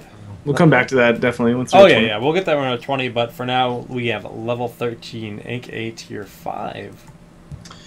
So, on level 13, we have Advanced Cloaking. While cloaked, move 25% faster and regenerate an additional 1% health every 2 seconds. Spell Shield periodically reduces the damage received from abilities by 50%, stores up to 2 charges. Hollow Drone, Hollow Decoy gains AI, deals damage with attacks and uses snipes and pinning shots. Remote Access, you can control the Hollow Decoy. The decoy's sight range is increased by 100%. And Overdrive, activate to increase ability power by 25% and mana cost by 40% for 5 seconds. All right, so I don't think I've ever seen. Oh, it just got broke. We had 100% on straw. We had that for a while on the Envenom one. I think we had 8 votes. I bet that Advanced Cloaking is Tim because he loves that. I bet it is. Tim, if you're in chat, shout it out. Trixler likes all of the worst talents and abilities on every level. He loves like metaing the metagame. He's like, yeah, just get 1 skull, it'll totally do something. It's all about diversity. Okay, yeah, you have to go overdrive here again if you're building into that combo. Anything that buffs your damage is just amazing. The other ones, it's like, okay, let's like, I mean, the cloaking. Yeah, that's kind of nice, but you have to. It doesn't help you in the fight. It doesn't help you escape the fight, really, because if somebody sees you, they're going to keep hitting you, so you can't get into cloak. Spell shield, everything else is just compared to overdrive. You need that extra damage, and yeah. You know, I like how the straw pool is a little split. Like a lot of people are playing with other stuff, but you know, kind of what we said earlier. This is definitely a burst character, and Overdrive lends itself very well to that. Again, it goes back to the whole entire 20% extra damage from snipe from before, plus an extra 25% to the overdrive, and the compounding. And that's also exactly. It's all putting all that synergy together. 25 plus 25, it's just plus 30 plus 33.3% repeating. Of course, it's just it's all leading to something, and what is that leading it to? Death. Okay, so putting the fear God. How did your cat get back in? I don't know, man. Like he just teleports through doors. He's basically magic. The door is open now. Like I think he just pushed it open. He was like, "Yeah, I'm in now." Okay. He can push doors open. He can't open. I don't know. So Corey said Tamzim. Yeah, Tamzim was asking us how do we like to use Overdrive in the combo. So one nice thing about Overdrive, was this something that they changed in the last 2 patches, Matt? That Overdrive does not pull you out of cloak anymore. Correct. So basically, buffer. Yeah, you're just gonna pop Overdrive and then get a WQ. It's not really much to it, but yeah, you definitely want to pop it before. And if you're really fast, you can get off your ult right after too. But yeah, it's just like one WQR basically, right? I mean, you really just need like 1 WQ most of the time. Like that will kill. That takes like 80% off most heroes. Like on Tassadar at equal level, it brings him down to 10% health, which you can auto like 3 times and he'll die. Probably less than that actually. Well, no, you got Envenom. You got Envenom too. You got Envenom. Yeah. So yeah, if you actually Envenom, then you're fine. But Nova's auto. Does Overdrive affect Venom? No, that's only for basic. No. Yeah, basic abilities. It's only for abilities. Yeah. Okay, so I mean, that's really the gist of it. So.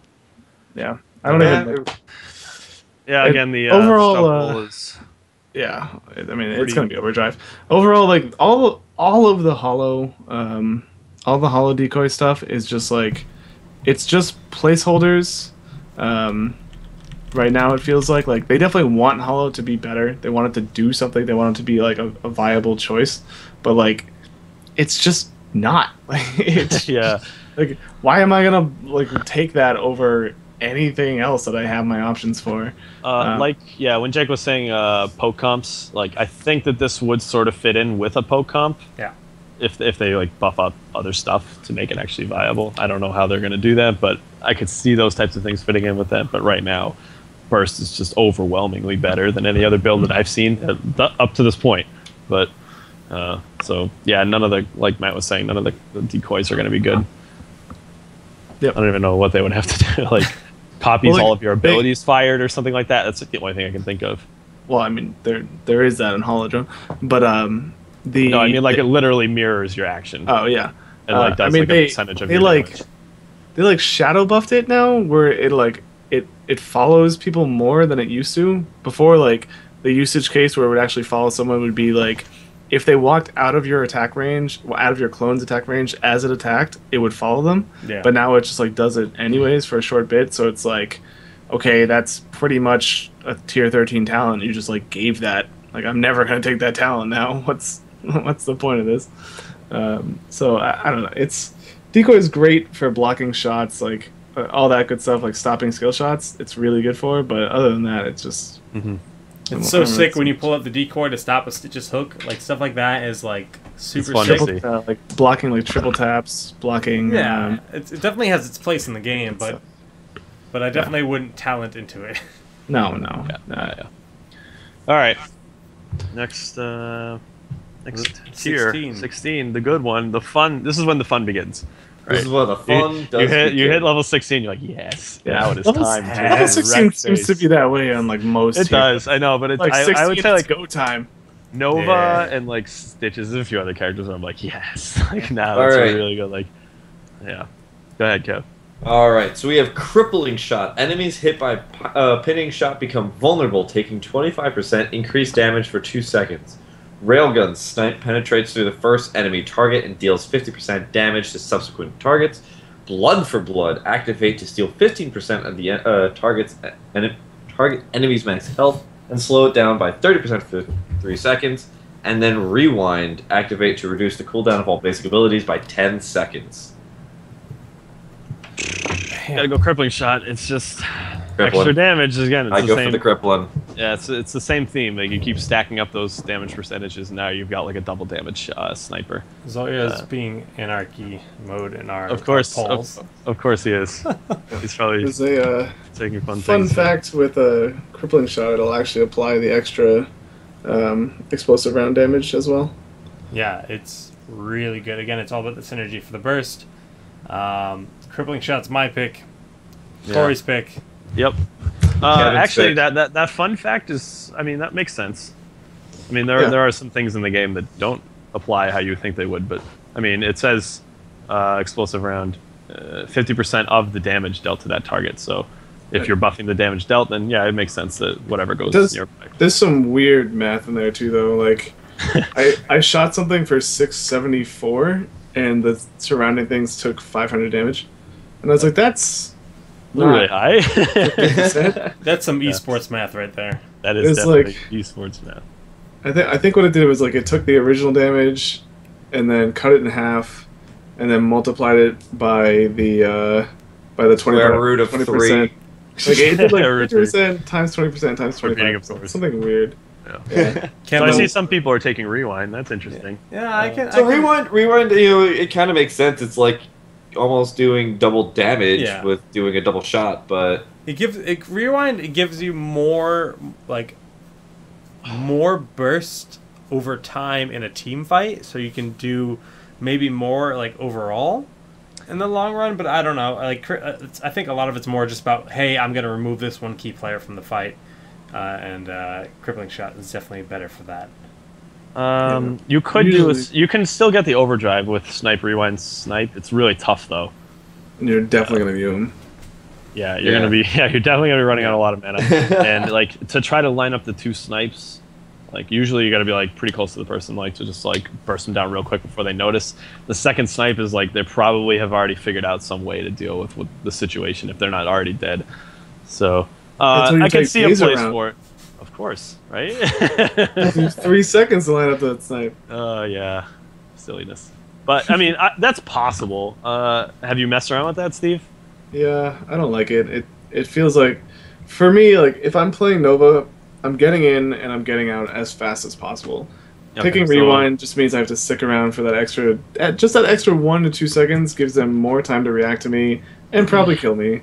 So like I literally like my plan of attack is walk in, press 1, WQ, walk away.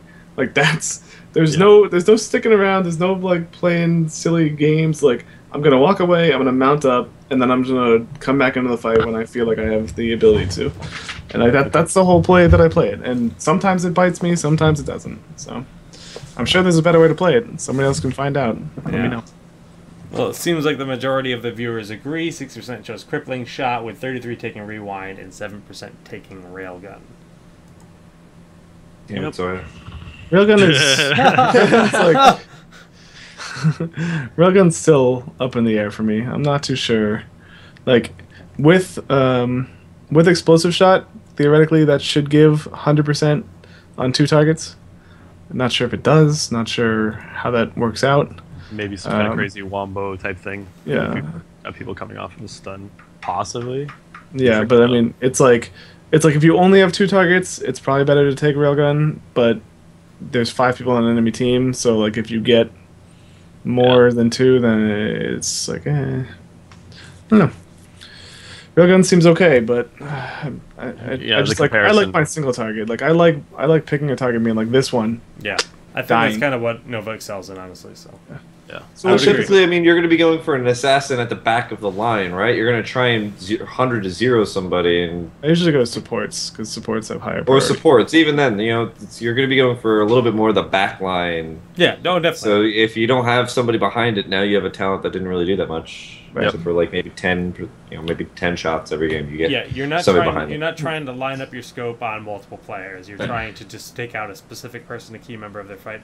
If you can eliminate that Malfurion, it's going to be worth a lot more than trying to do a damage to maybe their Arthas and Zeratul or something. I don't know. Yeah. But It's also the game's really CC heavy, so like Yes. you can usually hit that one target after a CC goes down.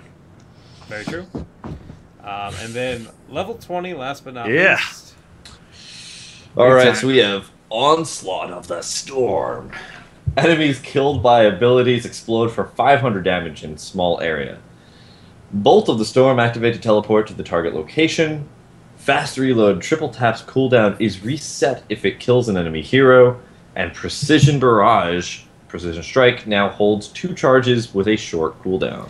Now, at level 10, we talked about triple tap being the better choice for 20.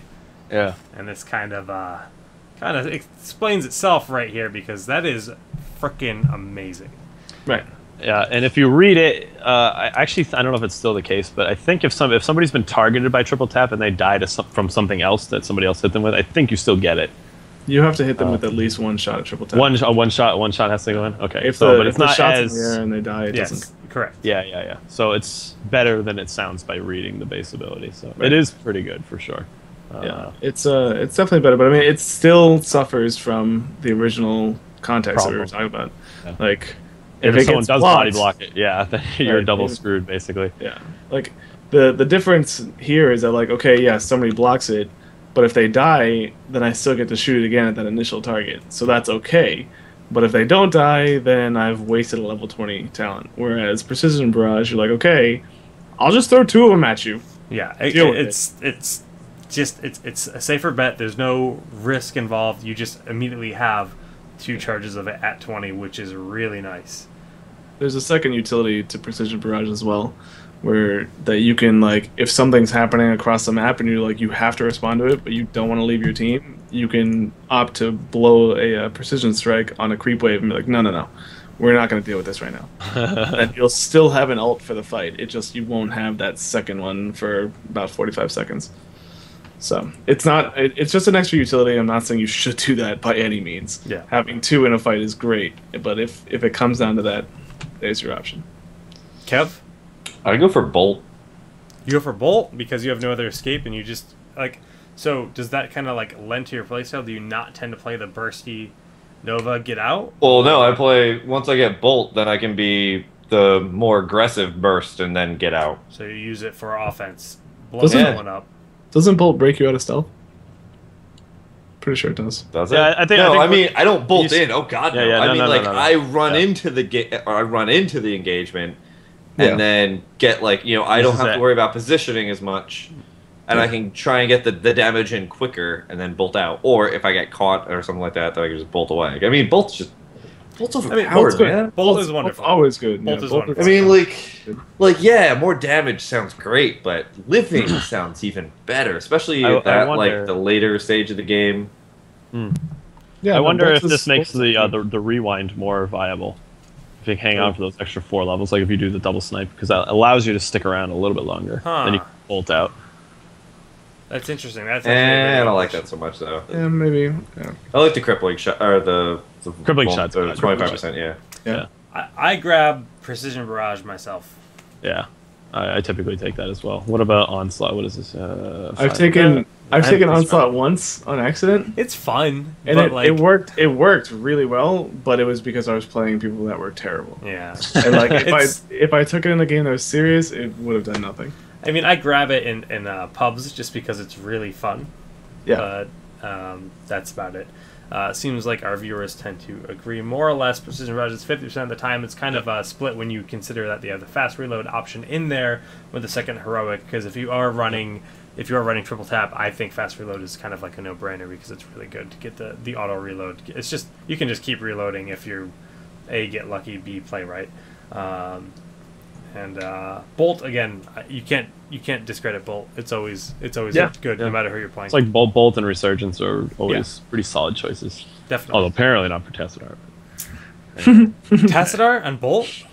No, Tassadar and Resurgence. Oh, of course. I go for No. Resurgence Oh, on yeah. him. And Oh, yeah, Tassadar? for Unless those you're of you- Archon. It's so If you're unnecessary. Archon. Yeah. Well, now you don't need the Twilight Archon. Yeah, you just go for Resurgence. Yeah. You know why? If you go Because if you go Archon, you should go Twilight. But if you don't, you could go. Resurgence.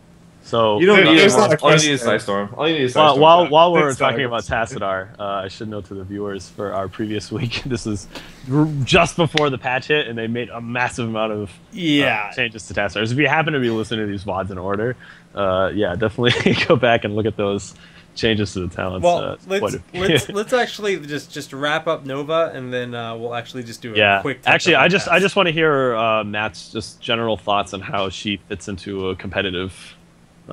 Because we've heard a lot of opinions, really differing opinions from people saying like, oh, she's crap. Yeah, she doesn't do enough damage after that, and it's like, you know, how consistently can you pull off that pick? Like, does your team actually just wait for you to take that pick and then you move in? You know, how does she fit into like the general competitive play style right now? There's two things. So, and it's really dependent on comp and how you build your comp and how they build theirs. But I'm going to speak pretty much strictly from my point of view, so my team's comp. Okay. If we run Wombo, it's extremely easy to run Nova, and it's a great idea, just flat out. The only person I would take over Nova in a Wombo comp would be Falstead, because Falstead's extremely broken, and there's no reason not to. But that aside, say Falstead's banned, or they have him already. So Zeratul goes in, he gets the Void Prison, right? Sweet. Great deal. Diablo or whoever you have as your secondary setup after the Void Prison sets their thing up, so we'll assume it's Diablo. He apocs. Now, the way that it works is you walk up pretty close, within snipe range, within crippling shot range, and you overdrive, you set your precision strike up, you let it go on the Void Prison gets cancelled, you crippling shot and snipe into the group. Whoever's in that thing is either dead or is within like one ability of death from any other team. Like that's how it goes. And usually you only need get, like, the 2 or 3 three heroes, right? You only need the 3 heroes then, so that frees up some slots.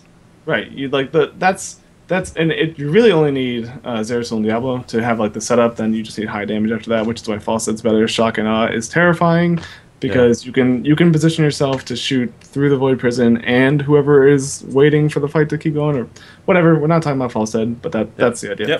Yep. So that's a fantastic idea if you ever want to run that. It hurts like hell and it's so scary. But if you don't have that Wombo comp, then this applies, where it's more of just a pick and pressure comp, where you're just roaming around you're roaming around the map trying to find certain points where people are extremely vulnerable. So like say someone is playing like a Brightwing and their name's Jake, and you just see them just waddling around or floating around. And Brightwing is one of the heroes that I love to target as Nova because she doesn't have any like hardcore escape from Nova because, okay, yeah, she has shield, which will speed her up. It's not going to matter because she's going to be pinned, and Nova doesn't rely on auto attacks anyway, so that shield's not going to negate any damage unless you took the talent, which you should if you see a Nova, but that's a separate story. You know what Brightwings do? They shield, they use shield ally and themselves, and then they phase shift, and they're just safe. See, that's great when you can do that when you're alive, but since you're already dead, you can't do that. But either way, I mean, that even if you do get to do that, that immediately means that I've won that engage. Because it forces you away from whatever lane you were in, and now if you were supporting someone in that lane, they're left with a Nova in their lane and whoever their lane opponent is. And I'm just sitting there like, okay, I'll just harass you down until your Brightwing can come back, and then I'll just do it again. So like that's the plan there, and especially if you with the new giant changes, if you notice someone's missing, you have a field day ahead of you. You're just like, all right, they're going to be taking damage. Let's go pressure them. And you just go on your merry little way. You drop your hollow clone over certain walls to see if they're there. If they're not, you can put it up as a kind of a scouting tool behind you. So like, say we're on Dragonshire and they're on like the bottom right giants. You can drop your hollow clone in the bush on bottom lane, and since you know that you have somebody in mid lane, you don't have to worry about that lane. Then you just walk over casually. You see him there, light him up, walk away. Light him up. Light him up. It's a great time. And so like there's just it's all about being mobile on Nova. Like sitting in lane is almost never going to do anything really good for you unless you have a like crazy easy matchup. Like if you're going against I guess I would say Avala and you land like one snipe, she's going to be just like, okay, I'm done. I'm out. But But like if you're going against like a tank, like you're not going to do anything. Your auto attacks will literally do nothing. Like if you try to auto attack on an Arthas, you're going to be sitting there for at least I don't know, like 5 minutes, and you might get through half his health. Like it just it does nothing. I'm telling you, man, go into like try mode, level up to like level 6, and just attack him and watch what happens. Okay. You'll be like floored at how bad it is. But it's just oh god, it's awful. But yeah, I mean, just pressure. Like roam around the map, use your stealth to your advantage, use your snipes to get angles on people, and just make people not feel safe in lane. That's the idea of an assassin. And like you never have to get a kill, but getting a kill is obviously better than not getting one. That's not even. I don't even have to say that. I'm just saying it to keep the conversation going. Bring the wrath of God to your opponents. Yeah. Put the fear in them. Like that is the plan of Nova. Okay, so another question I have for you is that I've noticed while playing Nova that it's frustrating when another opponent knows you're there, and they're basically skirting around the creep wave that's coming through. Because like, oh well, you can get your pinning shot, but you're probably gonna miss your snipe. Like, do you find that your opponents in Hearthstone, Not Hearthstone on the mic. Yeah, you know what I'm trying to say. Yeah, it's scrims. So a lot of the times I don't like I said, I'm not in lane. I don't focus. Well, you're roaming around to try and pick people that are weak, right? So like I use literally everything I can to my advantage. So like if I can hit a snipe over a wall, I'll take it. Even if it doesn't hit, they don't have any idea that I'm there in the first place, and then suddenly a snipe comes out of nowhere, they're like, okay, I want to play passive. And the second that they see that, or if I hit it or if I miss it, it doesn't matter. I'm already turned and gone. I'm not sticking around. I'm doing that. I'm putting the shot out there, and then I'm moving.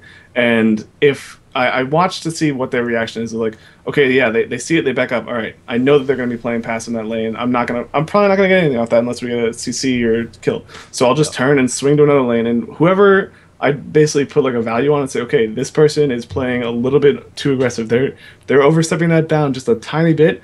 I'm going to say that they're the person I'm going to focus for X amount of time, and I'm just going to pressure. This is the same exact mentality that Matt goes with when he goes to the bar. He buys a girl a drink, and he gets them the drink, and he's gone. And he waits, he judges how they react. He pressure.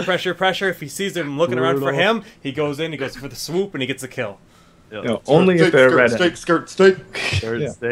Oh wow, that's good. I like that. That's good strategy. Yeah. I'm not supposed to tell them my strats, Jake. Come on now. Sorry. Some wingman you are. Okay. So yeah, I mean that kind of like wraps it up. I think that Nova definitely does have her spot in the meta for competitive, and definitely is viable in the esports aspect of the game for the high level. I mean, obviously, if you guys are using them in scrims, you actually play probably more high level scrims than anyone else here. Actually, I think that's a definite unanimous. Yeah. But that's cool. And any other final thoughts on Nova? She's good. I would like to see her auto attacks get buffed like the tiniest of bits. I don't think it really needs it, but I think that's a dangerous game you're playing. Yeah, I know. Yeah, but she's really good. like when you compare it against other things, like Nova is never considered for a ban, never. Like it's a flat out, it's not going to happen. And like you compare her against like a Kerrigan, a Falstead, like even a Tassadar is considered like way stronger for damage output than she is most of the time. And whether that's right or wrong, I don't believe that, but that's the general consensus. And I think it mostly has to deal with how like weak her early game laning is, and that's fine. Like, in my opinion, that's fine. But for the general public, like it seems like Nova play seems to be on the decline just because she doesn't feel like she does enough early on. But I mean, you just gotta learn how to play with it. Yep. So yeah, I think she's good. On the theme of controversy, we've done this 2 weeks in a row now. I think tier list for the assassins. How do you feel that she stacks up? Tier list for the assassins. Are we including melee or not including melee? Yeah, everything. Everybody in the assassin list. All right. Falstead, Kerrigan, and Tide. Okay. After the recent patch changes. Yeah, after the recent Kerrigan nerfs. Even though Kerrigan's considered a warrior, but okay. Yeah, even though she's considered an assassin. Falstead, Kerrigan, Tide. I can name some for you. I guess I have them. Okay, you got them. Okay, all right. I would say that Raynor is like the tiniest bit above Nova, but I also consider Nova being like a hard counter to Raynor, just because she can burst him before his passive even procs, which a lot of people rely on really heavily. So and she can also envenom him to make his passive basically go away. So I would put Raynor a tiny bit above, just because, generally speaking, he's more durable and he does actually do a sizable amount of damage still. I put Vala below her just because Vala's so squishy. She does do a sizable amount of damage, don't get me wrong, but she's just, her squishiness and her non-ability to have stealth is just bleh. And I forgot about Zeratul. Zeratul's above Raynor. So Kerrigan, False Dead Tide, Zeratul, Raynor, Nova, Vala. Yeah, and then Tychus is... Tychus is like... Tychus is really good, but I have no idea where to place him. Yeah, he's up there for sure. He's definitely high, but I don't I couldn't give you a ranking even if I wanted to. I can't. He's like one of the few heroes in this game I cannot get a feel for. I don't get it. He dominates me when I play, but I can't do it myself. Yeah, he's a really hard hero to play. Yeah, it's really fun. Really hard hero to like. If you're having an off day, don't play Tychus because you're gonna get destroyed. But if you are having a really good day, then you're just gonna destroy everything with Tychus. It's super easy to overcommit with him. Before when we were talking about Zagara, and we were saying who is just do a quick tangent. Yeah. Who is probably the best pusher in any composition ever? It's Tychus. Like Tychus by himself, once he gets that the level 7 talent upgrade for his auto attack, he chews through everything and he heals through all of it. Yeah.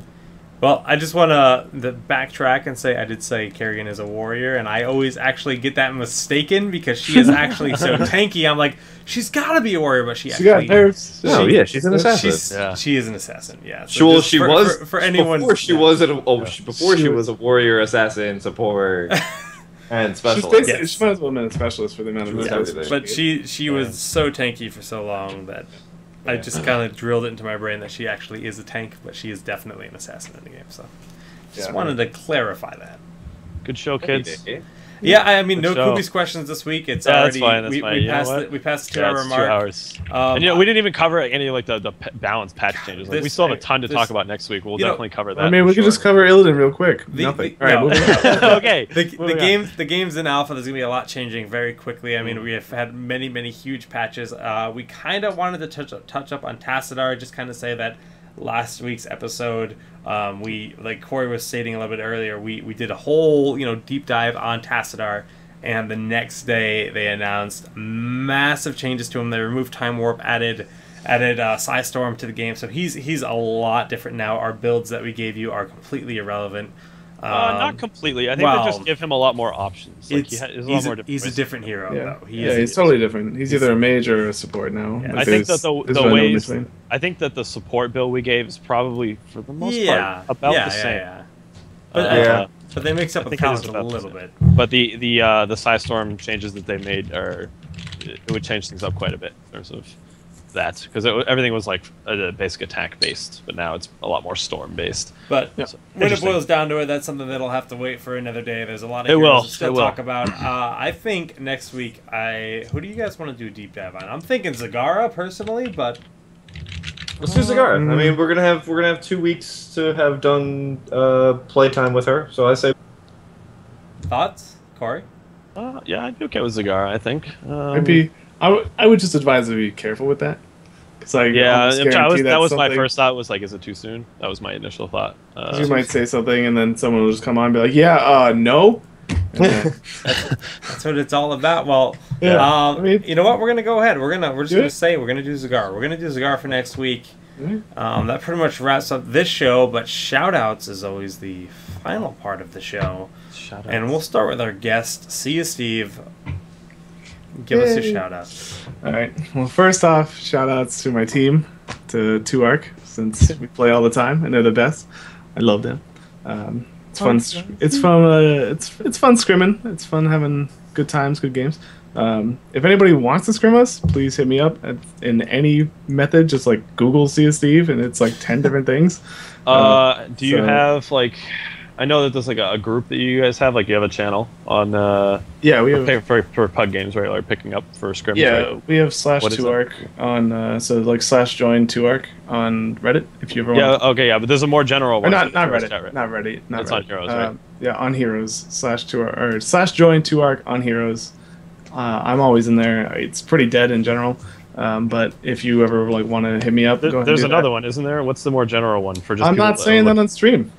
Oh, I see. It's not happening. Damn. Okay. It got flooded. It's VIP. Oh, it got flooded by a bunch of people that don't actually play, and it's okay. really annoying. All right, no, that's fair. I didn't think of that. That's very reasonable. Okay. So, sorry for that, but there is a Reddit general chat if you want to jump in that. That's a good idea. I'm in there all the time as well. But yeah, hit me up on all the social media. I always love talking to people. Thank you for having me as always. Yeah. And, No. Thanks for coming up. Yep. Kubi? Short on the shoutouts this week, but yes, follow me at Michael Blackmage. Thanks for the input, Sham. I'm usually playing with Jake or Sham, so you can catch me on one of their streams too. But that's about it for me. Kev? The wing? Shout outs to MLG for giving me a new job. That's awesome. That's great. I'm so happy. But also follow me on Twitter, and I think tomorrow I'm gonna play around with something. I want to try and start doing weekly videos for Free Week people. I'm gonna call it Free Week, and I'm gonna put it on my YouTube. And I'm basically just gonna play one game.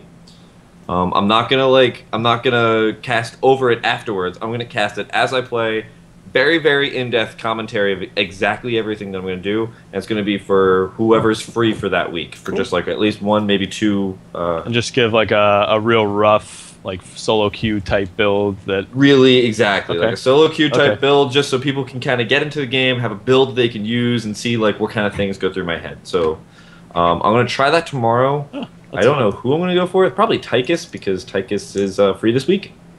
So anyway, yeah, check that out on my YouTube. That's going to be youtube.com/Schmatmoo. No, hold on. Shamu. No. ShamWow. No. Shamrock. Sham2. That's the one. You got Sham it. There you go. Hey. Take us. Awesome. So again, Jared, or aka Zoya, is typically here on the show, but this week he is training for his job. He's going to be doing that for... We miss you. We miss you, Jared. He's going to be doing that for a few weeks now. We're going to figure out exactly... We might shift days for the show, 1 week or 2 weeks, because 5 weeks without him is a very long time. But that being said, we'll let you know when that happens and if that happens. And you can follow me on Twitter, SolidJakeGG, as it says on the screen there. My YouTube is also SolidJakeGG. I've started doing a lot more content now that MLG is over. I got a little bit more time. I'm going to start uploading just general gameplay when we do constructed, as Corey likes to call it, pre-made groups on Heroes. Just basically you'll hear our chatter and what we're saying, the callouts and whatnot when we play. We don't necessarily do scrims too much. We just kind of play pre-made games on ladder because there is no custom games and scrims are a pain in the butt. Steve's saying, "Hey, let's do scrims." You actually have to like queue up at the same time because there's no custom game feature in the game. I'm too lazy for that myself. I just play the game with groups because it's fun. But yeah, and I stream on mlg.tv/solidjake. It is it's pretty fun over there. We got some cool stuff going on. We got some new features coming out in MLG. New chat feature coming out soon because our current chat system is thank God is booty. It is soon, booty, yeah. but soon we're replacing our chat system, so it's a lot of fun. Hey, I'm working on that stuff now. That's me. Yeah, you are, and soon you'll have your own stream on MLG as well. So. So feel free to follow me on my MLG stream and subscribe to the YouTube because the VOD will be on the YouTube. It'll be up tomorrow morning. The MP3 for iTunes is usually up within 24 hours as well. And we have a new blog. It's townhallshow.wordpress.com. And on the blog, you can actually get the VOD, you can get the MP3, and eventually we might actually start blogging on there as well and doing some other content on the blog as well. So that's kind of the plan. But again, thanks for tuning in, dudes. This was episode 20 of Town Hall, and we will see you next time.